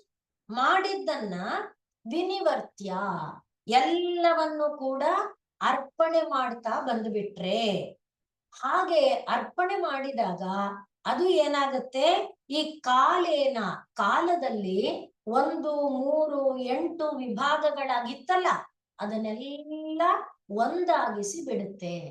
ಆ ದೊಡ್ಡ ವಿಭಾಗಗೊಂಡಿದ್ದು ಏನಾಗುತ್ತೆ, ಮತ್ತೆ ಮತ್ತೆ ಶರೀರ ಕೊಡ್ತಾ ಹೋಗುತ್ತೆ. ಈಗ ನಾವು ಕರ್ಮ, ತತ್ ಕರ್ಮ ಕೃತ್ವ ತತ್ವಸ್ಯ ತತ್ವೇನ ವಿನಿವರ್ತ್ಯ.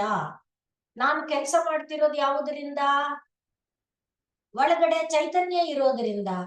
ಚೈತನ್ಯ ಇಲ್ಲದೆ ಇದ್ರೆ ನಾನೇನ್ ಕೆಲಸ ಮಾಡ್ತೀನಿ? ಚೈತನ್ಯ ಯಾರು? ಪರಾತ್ಪರ ವಸ್ತು.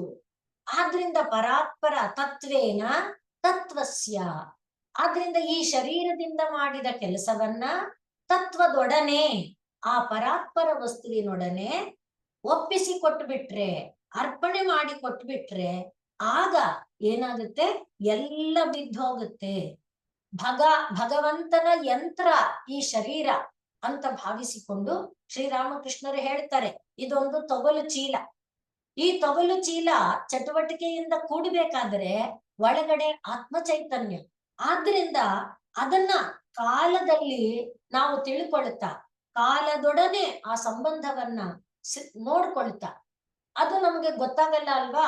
1 ಎನ್ನುವುದನ್ನ ಗುರು ಅಂತ, 2 ಎನ್ನುವುದು ಗುರು ಮತ್ತು ದೇವ, ಗುರುವೇ ದೇವ.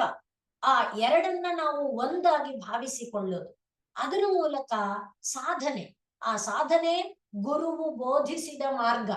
ಆದ್ರಿಂದಲೇ ತುಳಸಿದಾಸರು ಶ್ರೀ ಗುರು ಚರಣ ಸರೋಜ ರಜ ನಿಜ ಮನ ಮುಕುರು ಸುಧಾರಿ. ನನ್ನ ಮನಸ್ಸಿನ ತುಂಬ ಧೂಳಿದೆ, ಆ ಧೂಳು ಏನಾಗ್ತಿದೆ, ನನಗೆ ನಿಜ ಗೊತ್ತಾಗದೆ ಇರುವಂತೆ ಮಾಡಿದೆ. ಗುರುವಿನ ಪಾದ ಧೂಳು ಅದನ್ನ ಒರೆಸುತ್ತಂತೆ. ಹೇಗಿದೆ ಅಲ್ಲಪ್ಪ, ಒಂದ್ ಧೂಳಿನ ಮೇಲೆ ಇನ್ನೊಂದ್ ಧೂಳು ತಂದು ಹಾಕಿದ್ರೆ ಇನ್ನ ಧೂಳು ದಟ್ಟ ಆಗಲ್ವಾ ಅಂದ್ರೆ ಇಲ್ಲ. ಶ್ರೀ ಗುರು ಚರಣ ಸರೋಜ ರಜ, ಆ ಗುರುವಿನ ಪಾದ ಧೂಳು ಏನ್ ಮಾಡುತ್ತೆ, ಮನಸ್ಸಿನ ಧೂಳನ್ನ ಅಳಿಸಿ ಹಾಕುತ್ತೆ. ಆಗ ನಮಗೆ ಏನ್ ಗೊತ್ತಾಗುತ್ತೆ, ಸಾಧನ ಅನ್ನುವುದು ಸಾಧ್ಯ ಆದ ಆ ಪರಾತ್ಪರ ಅನ್ನುವುದು 1 ಎನ್ನುವುದು ಗುರುವಿನ ಮೂಲಕ ನಮಗೆ ಅರಿವಿಗೆ ಬರುತ್ತೆ. ಆದ್ರಿಂದಲೇ ಗೀತಾಚಾರ್ಯ ಹೇಳುವಾಗ ಏನ್ ಹೇಳ್ತಾನೆ, ಅದೇ ನ್ಯಾಸ, ಅದೇ ಸನ್ಯಾಸ ಅಂತ ಹೇಳ್ತಾನೆ.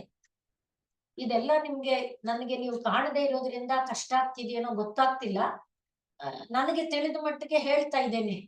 ಅನಾಶ್ರಿತ ಕರ್ಮ ಫಲಂ ಕಾರ್ಯಂ ಕರ್ಮ ಕರೋತಿ ಯಃ ಸ ಸನ್ಯಾಸಿ ಚ ಯೋಗಿ ಚ ನ ನಿರಗ್ನಿ ನ ಚಾಕ್ರಿಯ ಅಂತಾನೆ ಕೃಷ್ಣ.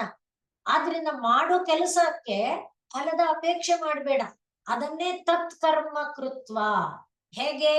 ತತ್ವೇನ ತತ್ವಸ್ಯ ಯೋಗ.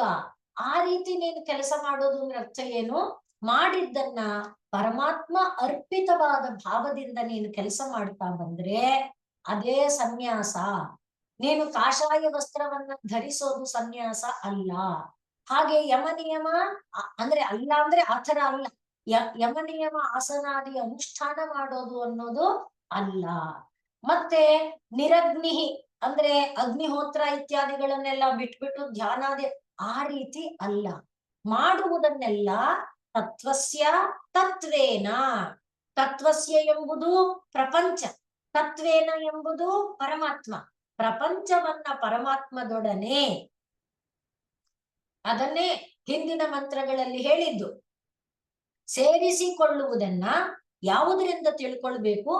ಗುರುವಿನ ಮೂಲಕ, ಗುರು ತೋರುವ ದಾರಿಯ ಮೂಲಕ, ಗುರುವಿನ ಗುರುವನ್ನ ಗುರುವಿನಲ್ಲಿ ಹೊಂದಿರುವ ಶ್ರದ್ಧಾ ಭಕ್ತಿಗಳ ಮೂಲಕ ಅನ್ನುವುದಾಗಿ ಇನ್ನೊಂದು ಅಭಿಪ್ರಾಯವನ್ನ ಕೊಡ್ತಾರೆ.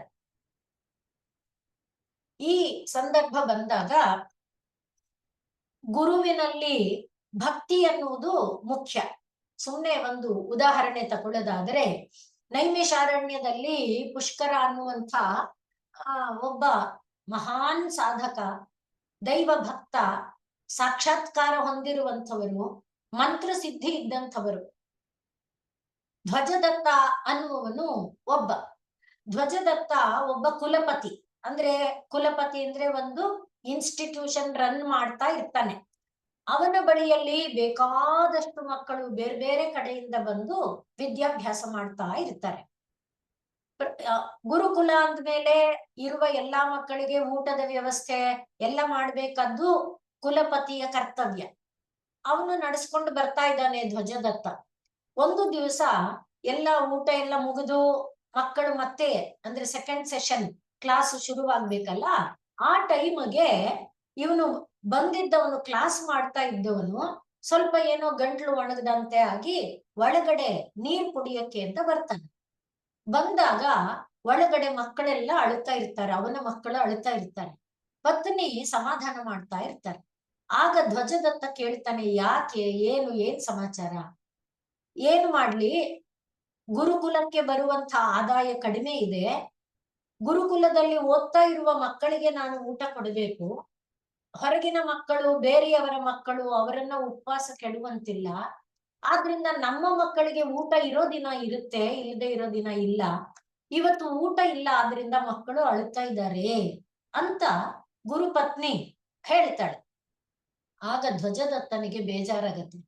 ಇಷ್ಟೊಂದು ನಾನು ಅಧ್ಯಯನ ಮಾಡಿದ್ದೇನೆ, ಇಷ್ಟೊಂದು ಜ್ಞಾನ ಪಾಂಡಿತ್ಯ ಎಲ್ಲ ಇದೆ, ಆದ್ರೂ ಈ ದಾರಿದ್ರ್ಯನ, ಏನಾದ್ರೂ ಒಂದು ಮಂತ್ರವನ್ನ ಸಿದ್ಧಿ ಮಾಡಿಕೊಂಡು ದಾರಿದ್ರ್ಯವನ್ನ ದೂರ ಮಾಡಿಕೊಂಡು ಗುರುಕುಲವನ್ನ ಮುಂದುವರಿಸ್ತೇನೆ ಅಂತ ಸಂಕಲ್ಪ ಮಾಡಿಕೊಂಡು ಧ್ವಜದತ್ತ ತನ್ನ ಗುರುಕುಲದ ಮಕ್ಕಳನ್ನೆಲ್ಲ ಮನೆಗೆ ಕಳಿಸಿಕೊಟ್ಟು ಬೇಗ ಸಿದ್ಧಿ ಆಗ್ಬಿಡುತ್ತೆ ಅಂತ ಅವನಿಗೆ ಓವರ್ ಕಾನ್ಫಿಡೆನ್ಸ್. ಯಾಕಂದ್ರೆ ತಾನು ಜ್ಞಾನಿ, ತಾನು ಪಂಡಿತ, ಎಷ್ಟೊಂದು ಶಾಸ್ತ್ರ ಗೊತ್ತಿದೆ, ಮಂತ್ರಗಳು ಗೊತ್ತಿದೆ, ಮಂತ್ರವನ್ನ ಸಿದ್ಧಿ ಮಾಡ್ಕೊಳ್ಳೋಕ್ ಒಂಚೂರು ಗುರು ಸಹಾಯ ಬೇಕು ಅನ್ಕೊಂಡು ಅವನು ಮಕ್ಕಳಿಗೆ ಸ್ವಲ್ಪ ದಿವಸ ಮಾತ್ರ ರಜಾ ಕೊಟ್ಟು ಬಂದ, ನೈಮಿಷಾರಣ್ಯಕ್ಕೆ ಬಂದ. ಅಲ್ಲಿ ನೈಮಿಷಾರಣ್ಯದಲ್ಲಿ ಬೇಕಾದಷ್ಟು ಸಾಧಕರು, ಈಗಲೂ ಕೂಡ ನೈಮಿಷಾರಣ್ಯ ಅತ್ಯಂತ ಪವಿತ್ರವಾದ ಕ್ಷೇತ್ರ. ಭಾರತದಲ್ಲಿ ಅದಕ್ಕೆ ವಿಶೇಷವಾದ ಸ್ಥಾನಮಾನ ಇದೆ. ಅಲ್ಲಿ ಮಾಡಿದ ಸಾಧನೆ ನಿಮಿಷದಲ್ಲಿ ಫಲವನ್ನ ಕೊಡುತ್ತೆ ಅನ್ನುವಂತ ನಂಬಿಕೆನೂ ಇದೆ. ಅದಕ್ಕೆ ಪರಮಾತ್ಮನ ಅಂಗೀಕಾರ, ಸೀಲ್ ಇದೆ. ಹಾಗಾಗಿ ಅಲ್ಲಿಗೆ ಬಂದು ಎಷ್ಟೋ ಜನರು ಇದ್ರು. ಇವನಿಗೆ ಆ ಪುಷ್ಕರ ಅನ್ನೋನು ಮೇಲೆ ಆಕರ್ಷಣೆ ಆಯ್ತು. ಪುಷ್ಕರನನ್ನ ಕೇಳ್ಕೊಂಡ, ನನಗೆ ಏನಾದ್ರೂ ಒಂದು ಮಂತ್ರವನ್ನ ಕೊಡಿ ಅಂತ. ಪುಷ್ಕರ ಮಂತ್ರವನ್ನ ಕೊಟ್ಟ. ಮತ್ತೆ ತನ್ನ ಸ್ಥಿತಿನೂ ಹೇಳ್ಕೊಂಡ, ತಾನು ಕುಲಪತಿಯಾಗಿದ್ದೇನೆ, ಗುರುಕುಲ ನಡೆಸ್ಬೇಕು, ಆದ್ರಿಂದ ಯಾವುದಾದ್ರೂ ಮಂತ್ರ ಸಿದ್ಧಿ ಪಡ್ಕೊಂಡು ಅದರಿಂದ ಹಣವನ್ನ ಗಳಿಸಿ ಗುರುಕುಲ ಎಲ್ಲ ಹೇಳ್ಕೊಂಡಿದ್ದ. ಆದ್ರಿಂದ ಗುರು ಮಂತ್ರವನ್ನ ಕೊಟ್ಟ. ಇವನಿಗೆ ಏನಿತ್ತು, ಇಲ್ಲಿ ಮುಖ್ಯ ಅಂಶ ನೀವು ಗಮನಿಸಿಕೊಳ್ಬೇಕು. ಇವನಿಗೆ ಏನಿತ್ತು, ನಾನು ಜ್ಞಾನಿ, ನನಗೆ ವಿದ್ಯೆ ಇದೆ, ನನಗೆ ಮಂತ್ರ ಗೊತ್ತಿದೆ, ಮತ್ತೆ ಮಂತ್ರ ಪುರಶ್ಚರಣ ಹೇಗ್ ಮಾಡ್ಬೇಕು ಗೊತ್ತಿದೆ. ಎಷ್ಟು ಪುರಶ್ಚರಣ ಆದ್ಮೇಲೆ 10ನೇ ಒಂದು ಭಾಗ ಹೋಮ ಮಾಡ್ಬೇಕು, ಏನೇನು ಇದೆ ಆ ನಿಯಮ ಎಲ್ಲ ನಂಗೆ ಗೊತ್ತಿದೆ, ಆದ್ರಿಂದ ನನಗೆ ಫಲ ಸಿದ್ಧಿಸುತ್ತೆ ಅಂತ ಬಂದ. ಸಾಧನೆ ಮಾಡ್ತಾ ಇದ್ದಾನೆ, ಮಂತ್ರ ಸಿದ್ಧಿ ಆಗ್ಲೇ ಇಲ್ಲ. ಕಾಲ ಉರುಳುತ್ತಾ ವರ್ಷಗಳು ಉರುಳು ಹೋಯ್ತು. ಇವನು ಕೆಲವು ಕಾಲಕ್ಕೆ ಮಾತ್ರ ಬಂದಿದ್ದ, ಅಂದ್ರೆ ಸ್ವಲ್ಪ ಕಾಲದಲ್ಲಿ ತಾನು ಫಲ ಪಡೆದು ಬಿಡ್ತೇನೆ ಅಂತ.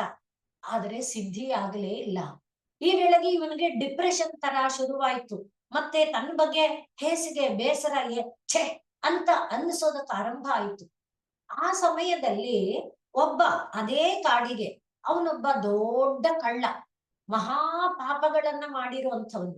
ಅವನ ಹೆಸರು ಗಾಲವ ಅಂತ. ಅವನಿಗೆ ಗೊತ್ತಾಯ್ತು, ನಾನು ಇಷ್ಟೆಲ್ಲ ಪಾಪ ಮಾಡಿದ್ದೇನೆ, ಪಾಪಗಳಿಂದ ಅವನಿಗೆ ಕುಷ್ಠರೋಗ ಬಂದು ಶರೀರ ಕೊಳಿತಾ ಇದೆ. ಆದ್ರಿಂದ ಪಾಪನ ತೊಳ್ಕೊಂಡು ತಾನು ಏನಾದ್ರೂ ಒಬ್ಬ ಗುರುವನ್ನ ಆಶ್ರಯಿಸಿ ಮಂತ್ರ ತಗೊಳ್ಬೇಕು ಅಂತ ಅವನು ಈ ಕಾಡಿಗೆ ಬಂದಿದ್ದಾನೆ. ಬಂದವನೇ ದಾರಿಯಲ್ಲೇ ಈ ಧ್ವಜದತ್ತ ಜಪ ಮಾಡ್ತಾ ಇದ್ನಲ್ವಾ, ಅವನು ಕಂಡ. ಅವನನ್ನ ಕೇಳಿದ, ಈ ಕಾಡಿನ ಏನು ನಾನು ಇಂಥವನು ಕಳ್ಳ, ಈ ತರ ಪಾಪ ಮಾಡಿದ್ದೇನೆ, ಆದ್ರಿಂದ ನನಗೆ ಈ ತರ ಕುಷ್ಠಾದಿ ರೋಗಗಳಿದೆ, ಇದರಿಂದ ಮುಕ್ತನಾಗೋದಕ್ಕೆ ಇಲ್ಲಿ ಬಂದಿದ್ದೇನೆ, ಏನಾದ್ರೂ ಮಂತ್ರ ಕೊಡು. ಮಂತ್ರನ ನನ್ನನ್ನೇನಪ್ಪ ಕೇಳ್ತೀಯ, ನಾನೇ ಒದ್ದಾಡ್ತಾ ಇದ್ದೀನಿ. ಈ ಕಾಡಲ್ಲಿ ಬೇಕಾದಷ್ಟು ಜನ ಋಷಿಗಳಿದ್ದಾರೆ, ಯಾರ ಹತ್ರ ಬೇಕಾದ್ರೂ ಹೋಗು, ಪುಷ್ಕರನ ಹತ್ರ ಮಾತ್ರ ಹೋಗ್ಬೇಡ, ಅವನು ವಂಚಕ, ಅವನು ಮೋಸಗಾರ, ಅವನ ಹತ್ರ ಮಾತ್ರ ಹೋಗ್ಬೇಡ ಅಂತ ಹೇಳ್ದ. ಇವನು ಗಾಲವ ಸೀದ ಪುಷ್ಕರನ ಹತ್ರನೇ ಬಂದು ತನ್ನ ವಿಷಯನ ಗುರುಗಳ ಹತ್ರ ಹೇಳ್ಕೊಂಡ. ಗುರುಗಳು ಆಗ್ಲಿಪ್ಪ ನೋಡೋಣ ಅಂತ ಯಾರು ಪುಷ್ಕರ ಹೇಳಿದ್ರು. ಈಗ ಗಾಲವ ಸುಮ್ಮನೆ ಅವರ ಸೇವೆ ಮಾಡ್ಕೊಂಡಿದ್ದಾನೆ. ಶ್ರದ್ಧಾಭಕ್ತಿಯಿಂದ ಈ ಪಾಯಿಂಟ್ಗಳು ಗಮನಿಸ್ಕೊಳ್ಳಿ. ಶ್ರದ್ಧಾಭಕ್ತಿಯಿಂದ ನಿರ್ವಂಚನೆಯಿಂದ ಸೇವೆ ಮಾಡ್ತಾ ಇದ್ದಾನೆ.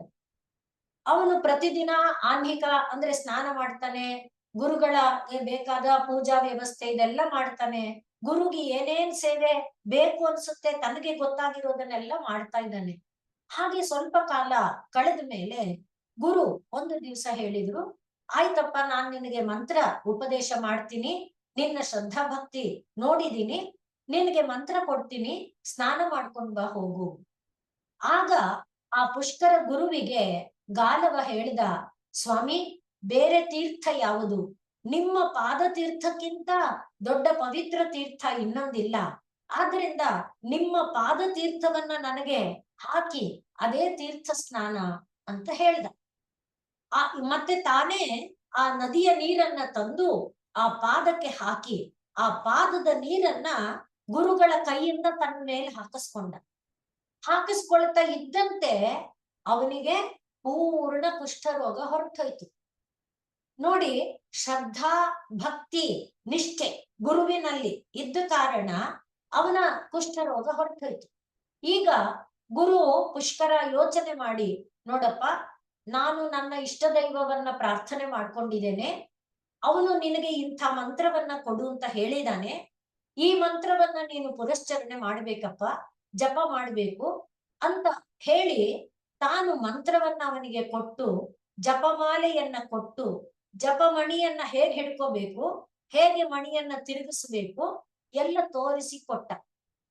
ಈತ ಆ ಗುರುವಿನ ಕೃಪಾ ಕಟಾಕ್ಷ ಅರಿತವನಾದ ಕಾರಣ ಗುರುವಿನಲ್ಲಿ ಗಾಢವಾದ ನಿಶ್ಚಲವಾದ ಅನುಗಾಢದ ಶ್ರದ್ಧಾಭಕ್ತಿ ಕಿಂಚಿತ್ತು ಅವನಿಗೆ ದ್ವಂದ್ವ ಇಲ್ಲ ಇದ್ದ ಕಾರಣ ಅವನು ಮಣಿಗಳನ್ನ, ಗುರು ಕೊಟ್ಟ ಮಂತ್ರವನ್ನ ಎಣಿಸ್ತಾ ಮಣಿಯನ್ನ ಸಾಗುತ್ತಾ ಆ ಮೇಲಿನ 108ನೇ ಮಣಿ ಬರುತ್ತಲ್ಲ, ಅಷ್ಟರಲ್ಲಿ ಪರಮಾತ್ಮ ಸಾಕ್ಷಾತ್ಕಾರ ಆಗ್ಬಿಟ್ಟ.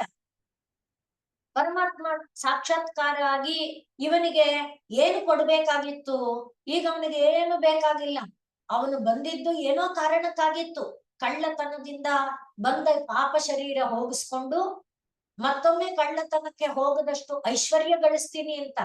ಆದರೆ ಗುರು ಕೃಪೆಯಿಂದ, ಗುರುವಿನಲ್ಲಿ ಇವನು ಹೊಂದಿದ್ದ ಶ್ರದ್ಧಾಭಕ್ತಿಯಿಂದ ಪರಮಾತ್ಮನೇ ಸಿಕ್ಕಿದ ಮೇಲೆ ಏನ್ ಬೇಕು? ಅವ್ನು ಕೇಳಿದ ಪರಮಾತ್ಮ, ಏನ್ ಬೇಕು? ನಿನ್ನ ಕಂಡ ಮೇಲೆ ಏನಪ್ಪ ಬೇಕು ನನಗೆ ಏನು ಬೇಡ. ಈಗ ಈ ಗಾಲವ ವಾಪಸ್ ಬರ್ತಾ ಇದ್ದಾನೆ. ಗಾಲವನ ಮೈ ಕಾಂತಿಯನ್ನ ನೋಡ್ದ ಧ್ವಜದತ್ತ, ಗಾಲವನ ಮುಖದಲ್ಲಿ ಹೊಳಿತಾ ಇರುವ ತೇಜಸ್ಸನ್ನ ನೋಡ್ದ. ಕೇಳ್ದ ಧ್ವಜದತ್ತ, ಇದೇನಪ್ಪ ಮಂತ್ರ ಸಿದ್ಧಿಯಾದ ಕಾಣುತ್ತೆ, ಯಾವ ಗುರು ಹತ್ರ ಹೋಗಿದ್ದೆ? ಯಾವ ಗುರು ನಿನ್ಗೇನ್ ಮಂತ್ರ ಕೊಟ್ಟ ಅಂತ ಆ ಧ್ವಜದತ್ತ ಕೇಳ್ತಾನೆ. ನೀನ್ ಯಾವ ಗುರು ಹತ್ರ ಹೋಗಬೇಡ ಅಂದಿದ್ದೆ, ಅವ್ರ ಹತ್ರನೇ ಹೋದೆ. ಅವನು ನಂಗೆ ಎಷ್ಟು ಮೋಸ ಮಾಡಿದಾನೆ, ನೀನೇನ್ ಮಾಡ್ದೆ? ಅವನು ಮಾಡಿದ್ದನ್ನೆಲ್ಲ ಹೇಳ್ದ. ಮತ್ತೆ ಎಷ್ಟು ಸಲಿ ಜಪಮಣಿ ತಿರು ಹಾಕ್ದೆ? ಎಷ್ಟು ಇಲ್ಲ, ಒಂದೇ ಆವೃತ್ತಿ, ಅಷ್ಟಕ್ಕೆ ಸಾಕ್ಷಾತ್ಕಾರ ಆಗ್ಬಿಡ್ತಾ. ಆಗ ಧ್ವಜದತ್ತನಿಗೆ ಗೊತ್ತಾಯ್ತು, ನಾನು ಗುರುವಿನಲ್ಲಿ ನಂಬಿಕೆ ಇಡಲಿಲ್ಲ, ನನ್ನ ಜ್ಞಾನವನ್ನ ನಾನು ನಂಬಿಕೊಂಡೆ, ಜ್ಞಾನದ ಬಲದ ಗುರುವನ್ನ ಶ್ರದ್ಧಾಭಕ್ತಿಯಿಂದ ಆಶ್ರಯಿಸಲಿಲ್ಲ, ಗುರು ಕೊಟ್ಟ ಮಂತ್ರವನ್ನ ವಿಶ್ವಾಸ ಇಡಲಿಲ್ಲ. ನಾನು ನನ್ನ ಜ್ಞಾನದಿಂದ ಅನುಮಾನ, ಪ್ರತ್ಯಕ್ಷ ಇತ್ಯಾದಿ ಪ್ರಮಾಣಗಳಿಂದ ಚಿಂತನ ಮಂಥನ ಮಾಡ್ತಾ ನಂಗೊತ್ತು ಅಂತ ಮಾಡಿದ್ದ ಕಾರಣ ಇಷ್ಟು ಕಾಲ ಅವಧಿಯಾದರೂ ಕೂಡ ಮಂತ್ರ ಪಕ್ವ ಆಗಲಿಲ್ಲ, ಮಂತ್ರ ಫಲ ಆಗಲಿಲ್ಲ ಅನ್ನುವುದನ್ನ ತಿಳ್ಕೊಂಡ, ತನ್ನ ಲೋಪದೋಷ ತಿಳ್ಕೊಂಡ. ಈಗ ಮತ್ತೆ ಗುರುವಿನ ಬಳಿ, ಪುಷ್ಕರನ ಬಳಿಗೆ ಬಂದು ಗುರುವನ್ನ ಆಶ್ರಯಿಸಿ ಅವನ ಬಳಿಯಲ್ಲೇ ಮಂತ್ರವನ್ನ ಶ್ರದ್ಧಾಭಕ್ತಿಯಿಂದ ಅನುಷ್ಠಾನ ಮಾಡಿ ಫಲವನ್ನ ಪಡೆದ ಅಂತ ನಾವು ನೋಡ್ತೇವೆ. ಇಷ್ಟು ಮಾತು ಯಾತಕ್ಕೆ ಹೇಳ್ತಾ ಇರೋದು? ಗುರು ಒಂದು, ಎರಡು ಯಾವುದು? ಗುರು ಮತ್ತು ದೈವ. ಇದು ಇನ್ನೊಬ್ಬರು ಕೊಟ್ಟಿರುವಂತ ವ್ಯಾಖ್ಯಾನ, ನನ್ನ ಸ್ವಂತ ಕಲ್ಪಿತ ಅಲ್ಲ. ಆದ್ರೆ ಅಧಿಕಾರಿ ಭೇದದಿಂದ ಯಾರಿಗೆ ಯಾವುದು ಹಿತ ಆಗುತ್ತೆ ಅವರು ತಗೊಳ್ಬಹುದು. ಹಾಗಾಗಿ ಗುರು ಮತ್ತು ದೈವದಲ್ಲಿ ಭೇದ ಇಲ್ಲ. ಗುರುವೇ ದೇವ, ದೇವನೇ ಗುರು. ಆ ಗುರುವು ಬೋಧಿಸಿದ ಸಾಧನಾ ಮಾರ್ಗ ಮೂರು, 1, 2, 3. ಆ ಮಾರ್ಗದಲ್ಲಿ ಅನುಷ್ಠಾನ ಕ್ರಮಗಳಿದೆಯಲ್ವಾ, ಯಮ ನಿಯಮ, ಆಸನ, ಪ್ರಾಣಾಯಾಮ, ಪ್ರತ್ಯಾಹಾರಾದಿ ಅಷ್ಟ ಸಾಧನಗಳು. ಅವುಗಳ ಮೂಲಕ ಕೂಡ ಏನ್ ಪಡಿಬಹುದು? ನಾವು ಶರೀರವನ್ನ ಬಿಟ್ಟು ಬಿಡುವಂತ ತತ್ವಸ್ಯ ತತ್ವೇನ. ತತ್ವ ಯಾವುದು? ಪ್ರಪಂಚಾತ್ಮಕವಾಗಿ ಕಾಣ್ತಾ ಇರೋದು. ಅದನ್ನ ತತ್ವೇನ, ಆ ಪರಾತ್ಪರ ವಸ್ತುವಿನ ಜೊತೆಯಲ್ಲಿ ಸಮೇತ್ಯ, ಯೋಗಂ, ಆ ಜೋಡಿಸೋದು. ಅದನ್ನ ಈ ರೀತಿಯಲ್ಲಿ ಕೂಡ ಪಡೆದುಕೊಳ್ಳಬಹುದು. ಅದನ್ನೇ ವಿಜ್ಞಾನಾನಂದ ಅನ್ನುವರು ಹೇಳುವಾಗ ಯೋಗ ಸೂತ್ರದಲ್ಲಿ ಪತಂಜಲಿಗಳು ಹೇಳ್ತಾರೆ, ಏನು? ದೃಷ್ಟ ಆನುಶ್ರವಿಕ ವಿಷಯ ವಿತೃಷ್ಣಸ್ಯ ವಶೀಕಾರ ಸಂಜ್ಞಾ. ಆದ್ರಿಂದ ನಮಗೆ ಏನ್ ಬರ್ಬೇಕು? ವಿತೃಷ್ಣ ಬರಬೇಕು. ವಿತೃಷ್ಣ ಯಾವುದರ ಮೇಲೆ? ಇದು ಮೊದಲಿಂದ ಮಂತ್ರಗಳು ಬಂದಿದೆ. ಯಾವುದದು? ವಿಷಯ ಮತ್ತು ಇಂದ್ರಿಯದ ಸಂಯೋಗ. ಅದನ್ನ ನಾವು ಮೊದಲು ಇದರಲ್ಲಿ ಹೇಳಿಕೊಂಡಿದ್ದೇವೆ. ಅದು ಸಂಕಲ್ಪ ಅಂತ. ಮತ್ತೆ ಸಂಘ ಯಾವುದದು? ಭೋಗ ಮತ್ತು ಭೋಗ ಇಂದ್ರಿಯ ಮತ್ತು ಭೋಗ ವಸ್ತು, ಅವುಗಳ ಸಂಯೋಗ. ಅದೆಲ್ಲ ಏನಾಗ್ಬೇಕು? ಬಿಡಿಸಿಕೊಳ್ಳಬೇಕು. ಆದ್ರಿಂದ ದೃಷ್ಟ ಆನುಶ್ರವಿಕ ವಿಷಯ ವಿತೃಷ್ಣ. ಆದ್ರಿಂದ ದೃಷ್ಟ ಏನು? ಪ್ರಪಂಚದಲ್ಲಿ ಯಾವ ಸುಖ ಇದೆ, ಇದೆಲ್ಲ ಮೊದಲು 4 ಹೇಳ್ಕೊಂಡ್ವಲ್ಲ, ಅದರಲ್ಲಿ ಬಂದಿದೆ. ಆದ್ರಿಂದ ಪ್ರಪಂಚದಲ್ಲಿ ಸುಖ ಇದೆ, ಆದ್ರೆ ಸುಖದ ಹಿಂದೆ ದುಃಖ ಇದೆ.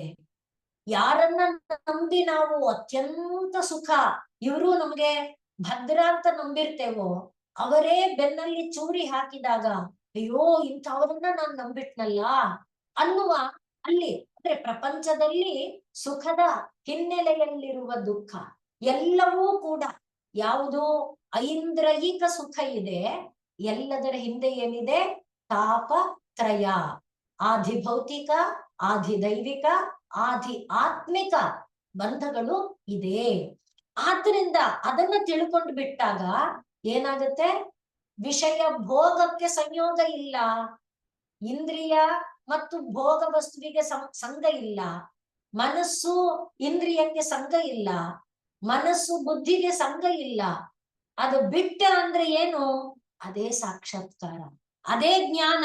ಆದ್ರಿಂದಲೇ ತತ್ಪರಂ.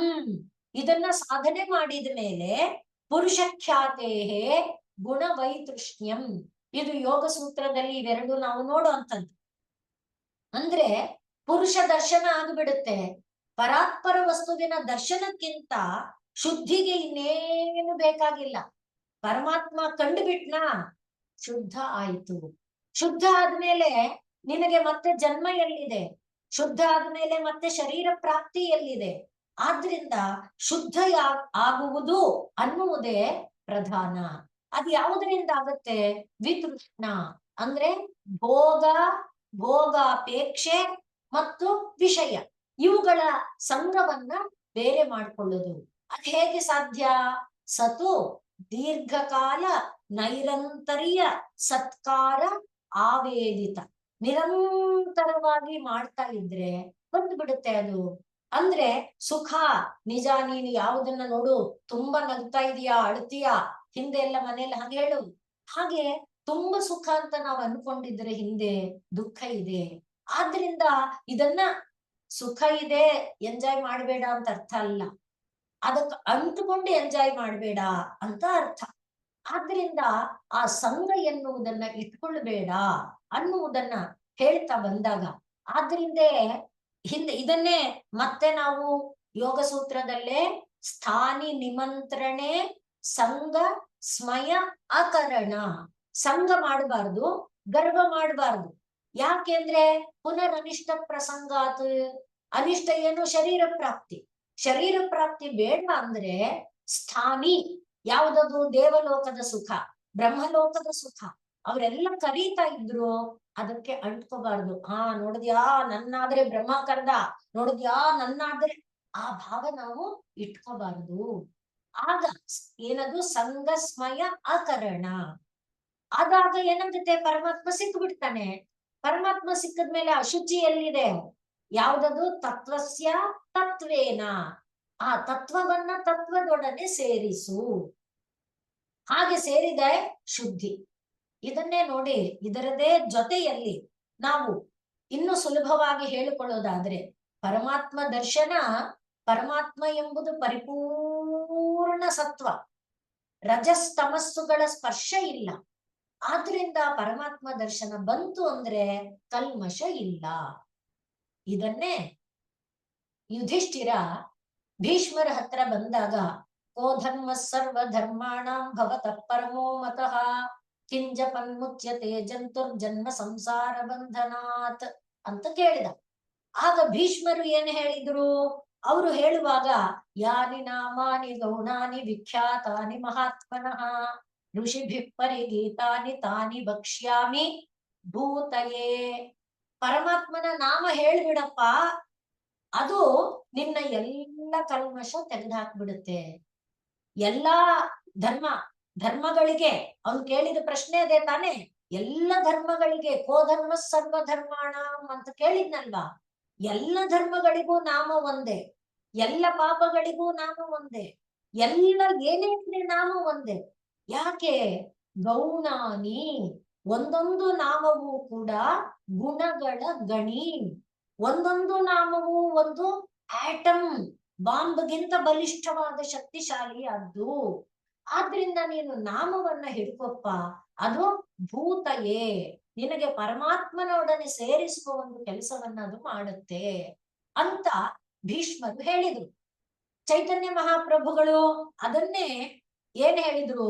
ಚೇತೋ ದರ್ಪಣ ಮಾರ್ಜನಂ. ಮೊಟ್ಟ ಮೊದಲಿಗೆ ಎಲ್ಲಕ್ಕೆ ಕಾರಣ ಯಾವುದು? ನಮ್ಮ ಮನಸ್ಸೆಂಬ ದರ್ಪಣ, ಕನ್ನಡಿ.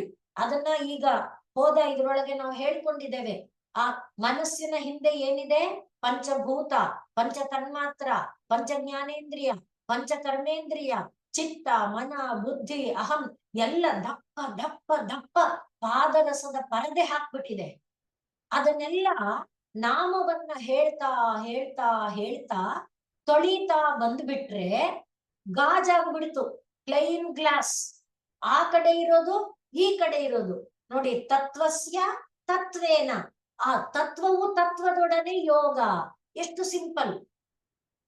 ಆದ್ರೆ ಹೇಳುವಾಗ ಸಿಂಪಲ್, ಆದ್ರೆ ಪ್ರಯತ್ನ ಮಾಡುವಾಗ ಇದು ಕೂಡ ಸತು ನೈರಂತರ್ಯ ದೀರ್ಘಕಾಲ ಸತ್ಕಾರ ಸೇವಿತ ದೃಢ ಭೂಮಿ. ಇದು ಯೋಗ ಸೂತ್ರ. ನಿರಂತರ ಮಾಡ್ಬೇಕು, ಯಾವ್ದಾದ್ರೂ ಅಷ್ಟೇ. ನಿರಂತರ ಮಾಡೋಕೆ ಏನು ಕಷ್ಟ ಇಲ್ಲ ದೇವರ ನಾಮ ಹೇಳಕ್ಕೆ. ಯಾಕೆ?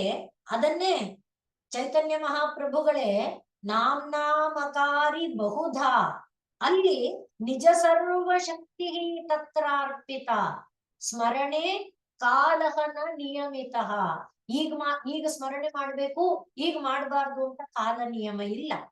ಮತ್ತೆ ನಾಮ್ನಾಮಕಾರಿ ಬಹುಧಾ, ಬೇಕಾದಷ್ಟು ನಾಮ, ಯಾವ ನಾಮ ಬೇಕೋ ತಗೋ. ಅದರಲ್ಲಿ ತತ್ರಾರ್ಪಿತ ನಿಜ ಸರ್ವ ಶಕ್ತಿ, ಎಲ್ಲ ಶಕ್ತಿ. ಅದನ್ನೇ ಯಾನಿ ನಾಮಾನಿ ಗೌಣಾನಿ, ಗುಣಗಳ ಗಣಿ ಒಂದು ನಾಮ, ಅದನ್ನೇ ಇಟ್ಕೋ. ಅದರಿಂದ ಏನಾಗುತ್ತೆ? ಚೇತೋ ದರ್ಪಣ ಮಾರ್ಜನಂ. ಆ ಚೇತ ಎನ್ನುವ ಕನ್ನಡಿಯ ಪಾದರಸ ಎಲ್ಲ ತೊಳೆದು ತೊಳೆದು ತೊಳೆದು ಹೋಗ್ಬಿಡುತ್ತೆ. ಅದಾದ್ಮೇಲೆ ಭವಮಹ ದಾವಾಗ್ನಿ ನಿರ್ವಾಪಣಂ. ಭವ ಎಂಬ ಕಾಡ್ಗಿಚ್ಚು, ಕಾಡ್ಗಿಚ್ಚು ಎಂಥ ಮಳೆ ಬಂದ್ರೂ ಅಳಿಸಿ ಹೋಗಲ್ಲ. ಅದು ನಿರ್ವಾಪಣಂ. ಯಾವುದರಿಂದ? ನಾಮ ಸಂಕೀರ್ತನೆ ಮಾತ್ರದಿಂದ. ಮತ್ತಿನ್ನೇನು? ಶ್ರೇಯ ಕೈರವ ಚಂದ್ರಿಕಾ ವಿತರಣಂ. ಶ್ರೇಯಸ್ಸನ್ನ ಕೊಡುತ್ತಪ್ಪ. ಕೇವಲ ನಿನಗೆ ಸ್ವರ್ಗಲೋಕಾದಿಗಳನ್ನೂ ಕೊಡುತ್ತೆ, ಭೌತಿಕವಾದ ಸುಖಾದಿಗಳನ್ನೂ ಕೊಡುತ್ತೆ. ಚಂದ್ರನ ಬೆಳದಿಂಗಳು ಎಲ್ಲಾ ಕಡೆ ಹರಡುವಂತೆ ತಂಪಾಗಿ ಅದು ಹರಡುತ್ತೆ. ಮತ್ತೆ ವಿದ್ಯಾವಧು, ವಿದ್ಯೆ ಎಂಬ ವಧು ನಮ್ಮದಾಗತ್ತೆ, ಜ್ಞಾನ ನಮ್ಮದಾಗತ್ತೆ. ಮತ್ತೆ ಆನಂದಾಂಬುಧಿ, ಆನಂದ ಎಂಬ ಸಮುದ್ರದಲ್ಲಿ ಆ ಸಮುದ್ರ ಉಕ್ಕಿ ಉಕ್ಕಿ ಹರಿಯುತ್ತೆ. ದೇವರ ನಾಮದಲ್ಲಿ ಪ್ರೀತಿ ಬರೋದಷ್ಟೇ. ಪ್ರೀತಿ ಬಂದು ನಾಮವನ್ನ ಹೇಳಕ್ ಆರಂಭ ಮಾಡಿಬಿಟ್ರೆ ಎಷ್ಟು ಹೇಳಿದಷ್ಟು ಆನಂದ ಆನಂದ ಆನಂದ. ಅಲೆಗಳು ಉಕ್ಕಿ ಉಕ್ಕಿ ಉಕ್ಕಿ ಆನಂದಾಂಬುಧಿ ವರ್ಧನಂ. ಮತ್ತೆ ಪೂರ್ಣಾಮೃತ ರಸಾಸ್ವಾದನಂ, ಪೂರ್ಣ ಅಮೃತ ರಸಸ್ವನ್ನ ಆಸ್ವಾದನೆ ಮಾಡೋದಾಗಿರುತ್ತೆ. ಹಾಗಾಗಿ ಆ ರೀತಿ ಸರ್ವಾತ್ಮ ಸ್ನಪನಂ, ಎಲ್ಲ ರೀತಿ ಸ್ನಾನ, ಕಾಯಿಕ ಸ್ನಾನ, ಮಾನಸಿಕ ಸ್ನಾನ, ವಾಚಿಕ ಸ್ನಾನ, ಜನ್ಮ ಜನ್ಮಗಳ ವಾಸನಾ ಸ್ನಾನ, ಸರ್ವಾತ್ಮ ಸ್ನಪನಂ.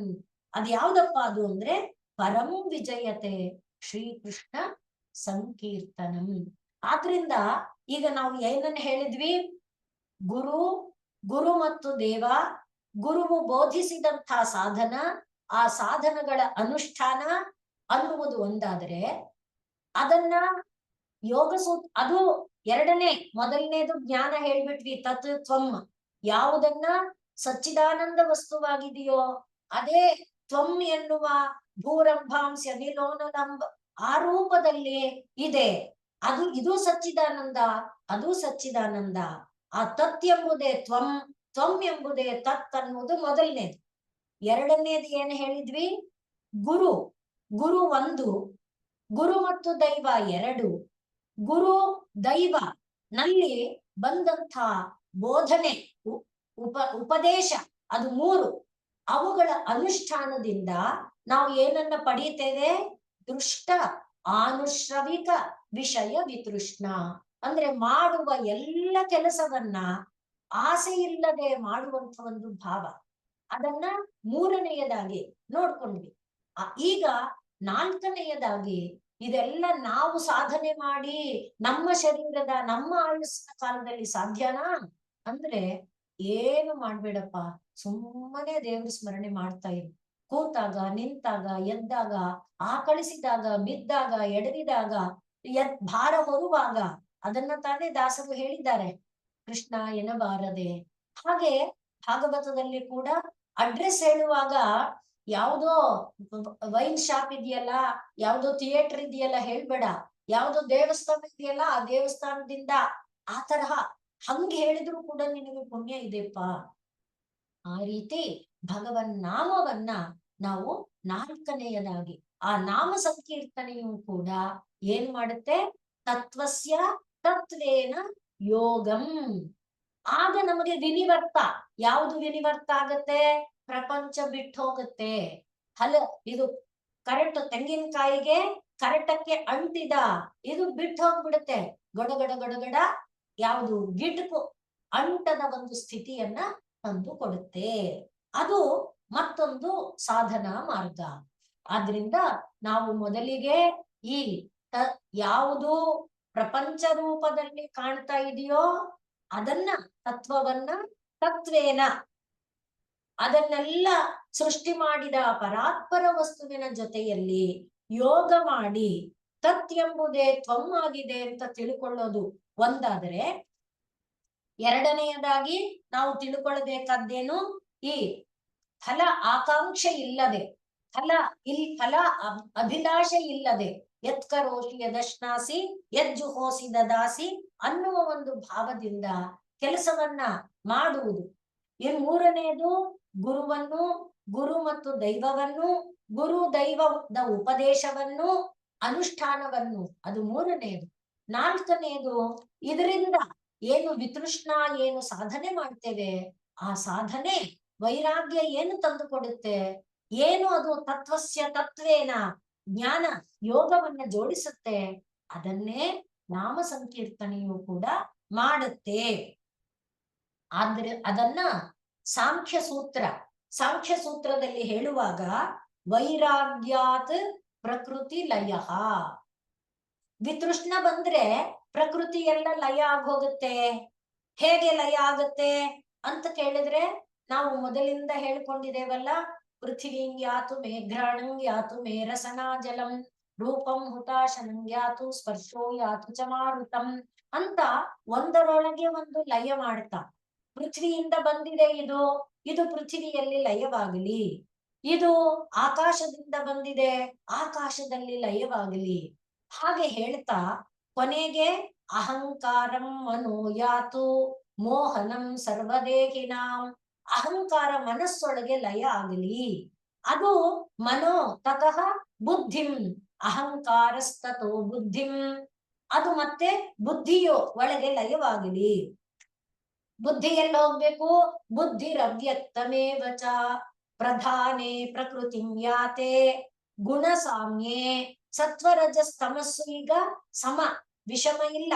ಸತ್ವರಜಸ್ತಮಸ್ಸು ಸಮಸ್ಥಿತಿ ಮುಟ್ಟಿದಾಗ ವಿಯೋಗ ಸರ್ವಕರಣೈ ಗುಣಭೂತೈ ವಿತೃಷ್ಣ ವಶೀಕಾರ ಸಂಜ್ಞಾ ಯತಮಾನ ಅಂತ ನಾವು ನಿನ್ನೆ ಎಲ್ಲ ಹೇಳ್ಕೊಂಡ್ವಲ್ಲ, ಅದು ತಾನೇ ಬರುತ್ತೆ. ಇದು ಒಂದು ಸಾಧನೆ. ಪ್ರತಿದಿನವೂ ಕೂಡ ನಾವು ದಿನ ಮುಗಿಸುವಾಗ ನನ್ನ ಈ ಶರೀರದಲ್ಲಿ ಪೃಥ್ವಿಯಿಂದ ಏನೇನು ಕೆಲಸವಾಗಿದೆಯೋ ಅದೆಲ್ಲ ಪೃಥ್ವಿಯಲ್ಲಿ ಲಯವಾಗಲಿ, ಆಕಾಶದಿಂದ ಏನೇನು ಕೆಲಸ ಆಗಿದೆಯೋ ಅದೆಲ್ಲ ಆಕಾಶದಲ್ಲಿ ಲಯವಾಗಲಿ, ಹೀಗೆ ಲಯ ಮಾಡ್ತಾ ಬರುವಂಥದ್ದು. ಆಗ ವಿಯೋಗ ಸರ್ವಕರಣೈ, ಚಿತ್ತಮನ ಬುದ್ಧಿಗಳು ಭೋಗದೊಡನೆ ಸಂಪರ್ಕ ಹೊಂದಲ್ಲ, ಇಂದ್ರಿಯಗಳೊಡನೆ ಸಂಪರ್ಕ ಹೊಂದಲ್ಲ. ಸಂಪರ್ಕ ಹೊಂದದೇ ಇದ್ಮೇಲೆ ಸಂಘ ಇಲ್ಲ, ಸಂಘ ಇಲ್ಲದೆ ಇದ್ಮೇಲೆ ಸ್ಮಯ ಇಲ್ಲ, ಸಂಘ ಸ್ಮಯ ಇಲ್ಲ ಅಂದ್ಮೇಲೆ ಅನಿಷ್ಟ ಇಲ್ಲ, ಅನಿಷ್ಟ ಇಲ್ಲ ಅಂದ್ರೇನು, ಶರೀರ ಪ್ರಾಪ್ತಿ ಇಲ್ಲ. ಆದ್ರಿಂದ ವಿಷಯ ಇಂದ್ರಿಯಗಳೊಡನೆ ಸಂಯೋಗ ಅನ್ನೋದೇ ಬರೋದಿಲ್ಲ. ಆದ್ರಿಂದ ಈ ಒಂದು ಲಯವನ್ನ ಮಾಡೋದನ್ನ ಸಾಂಖ್ಯ ಹೇಳುತ್ತೆ. ಅದನ್ನೇ ಈ ಮಂತ್ರ ಕೂಡ ಹೇಳುತ್ತಾ ಇದೆ. ಈ ಒಂದು ಮಂತ್ರಕ್ಕೆ ಇಷ್ಟೆಲ್ಲ ವಿಸ್ತಾರ ಅರ್ಥ ಇದೆ. ಅದೇನು ಹೇಳ್ತಾ ಇದೆ ಸಾಂಖ್ಯ? ವೈರಾಗ್ಯಾತ್. ಈಗ ವಿಷಯ ಸಂಪರ್ಕ ಬೇಡ, ಪ್ರಕೃತಿ ಲಯ ಆಯ್ತಲ್ಲ, ಆಗೇನಾಯ್ತು, ಸಂಸಾರವೇ ಇಲ್ಲ, ಸಂಸಾರ ಲಯಗೊಂಡು ಬಿಡ್ತು. ಆಗ ಐಶ್ವರ್ಯಾದ್ ಅವಿಘಾತಃ. ಆದರೆ ಪ್ರಕೃತಿ ಲಯ ಆಗ್ತಾ ಇರುವಾಗ ಏನು, ನಮಗೆ ಅಷ್ಟ ಸಿದ್ಧಿಗಳು ಬರುತ್ತೆ, ಅಣಿಮ ಮಹಿಮಾ ಗರಿಮಾ. ಆಗ ನಮಗೆ ಅದು ನಮ್ಮನ್ನ ಗರ್ವದಿಂದ ಕೂಡುವಂತೆ ಮಾಡುತ್ತೆ. ಆದರೆ ಅದನ್ನ ನಾವು ಬಿಟ್ರೆ ಯಾವುದು, ಆ ಐಶ್ವರ್ಯಾದ ಅವಿಘಾತ, ಐಶ್ವರ್ಯವನ್ನ ಬಿಡದೆ ಅಂಟುಕೊಂಡಿದ್ರೆ ಮತ್ತೆ ನಮಗೆ ಪ್ರಕೃತಿ ಇದೆ. ಐಶ್ವರ್ಯಗಳ ಕಡೆಗೆ ನೋಡದೆ ಹೋದರೆ ಸ್ಥಾನಿ ನಿಮಂತ್ರಣೆ ಸಂಗಸ್ಮಯ ಆಕರಣಂ ಎರಡೂ ಇದೆ. ಐಹಿಕ ಫಲನೂ ಇದೆ, ಆಮುಷ್ಮಿಕ ಫಲನೂ ಇದೆ. ಆದ್ರೆ ತದ್ವಿಪರ್ಯಾಸ, ಅದನ್ನು ಬಿಟ್ರೆ ಆಗೇನಾಗುತ್ತೆ, ನಮಗೆ ಯಾವ ಅಂಟು ಎಂಬುದು ಬರೋದಿಲ್ಲ. ಅದು ಸಾಂಖ್ಯ ಹೇಳ್ತಾ ಇದೆ. ಆದ್ರಿಂದಲೇ ನಾವು ಭಾಗವತದಲ್ಲಿ ಕರ್ದಮ, ಪ್ರಿಯವ್ರತ ಎಷ್ಟೊಂದು ಜನರನ್ನ ನೋಡ್ತೇವೆ. ನಾಭಿ, ನೀನ್ ಯಾಕೆ ತಪಸ್ ಮಾಡ್ತಿದೀಯಾ? ಸುಮ್ನೆ ತಪಸ್ ಮಾಡ್ತಿದ್ದೀನಿ, ಏನ್ ಫಲ ಬೇಕು, ನಂಗೆ ಏನು ಬೇಡ. ಆ ರೀತಿ ಏನೂ ಬೇಡದ ಒಂದು ಫಲ ಇದೆಯಲ್ವಾ, ಆ ರೀತಿಯಾದದಾದಾಗಲೂ ಏನಾಗುತ್ತೆ, ತತ್ವಸ್ಯ ತತ್ವೇನ ಯೋಗ ಅನ್ನುವುದನ್ನ ಹೇಳ್ತಾರೆ. ಇದರ ಅರ್ಥ ಇನ್ನು ಮುಂದುವರೆದದ್ದನ್ನ ನಾವು ಮುಂದಿನ ವಾರದಲ್ಲಿ ನೋಡೋಣ. ಓಂ ಪೂರ್ಣಮದ ಪೂರ್ಣಮಿದಂ ಪೂರ್ಣಾತ್ ಪೂರ್ಣಮುದಚ್ಯತೆ ಪೂರ್ಣಸ್ಯ ಪೂರ್ಣಮಾದಾಯ ಪೂರ್ಣಮೇವಾವಶಿಷ್ಯತೆ. ಓಂ ಶಾಂತಿ ಶಾಂತಿ ಶಾಂತಿ. ಸರ್ವೇ ಭವಂತು ಸುಖಿನಃ, ಸರ್ವೇ ಸಂತು ನಿರಾಮಯಾಃ, ಸರ್ವೇ ಭದ್ರಾಣಿ ಪಶ್ಯಂತು, ಮಾ ಕಶ್ಚಿತ್ ದುಃಖ ಭಾಗ್ ಭವೇತ್. ಹರಿಃ ಓಂ ತತ್ಸತ್ ಶ್ರೀರಾಮಕೃಷ್ಣಾರ್ಪಣಮಸ್ತು.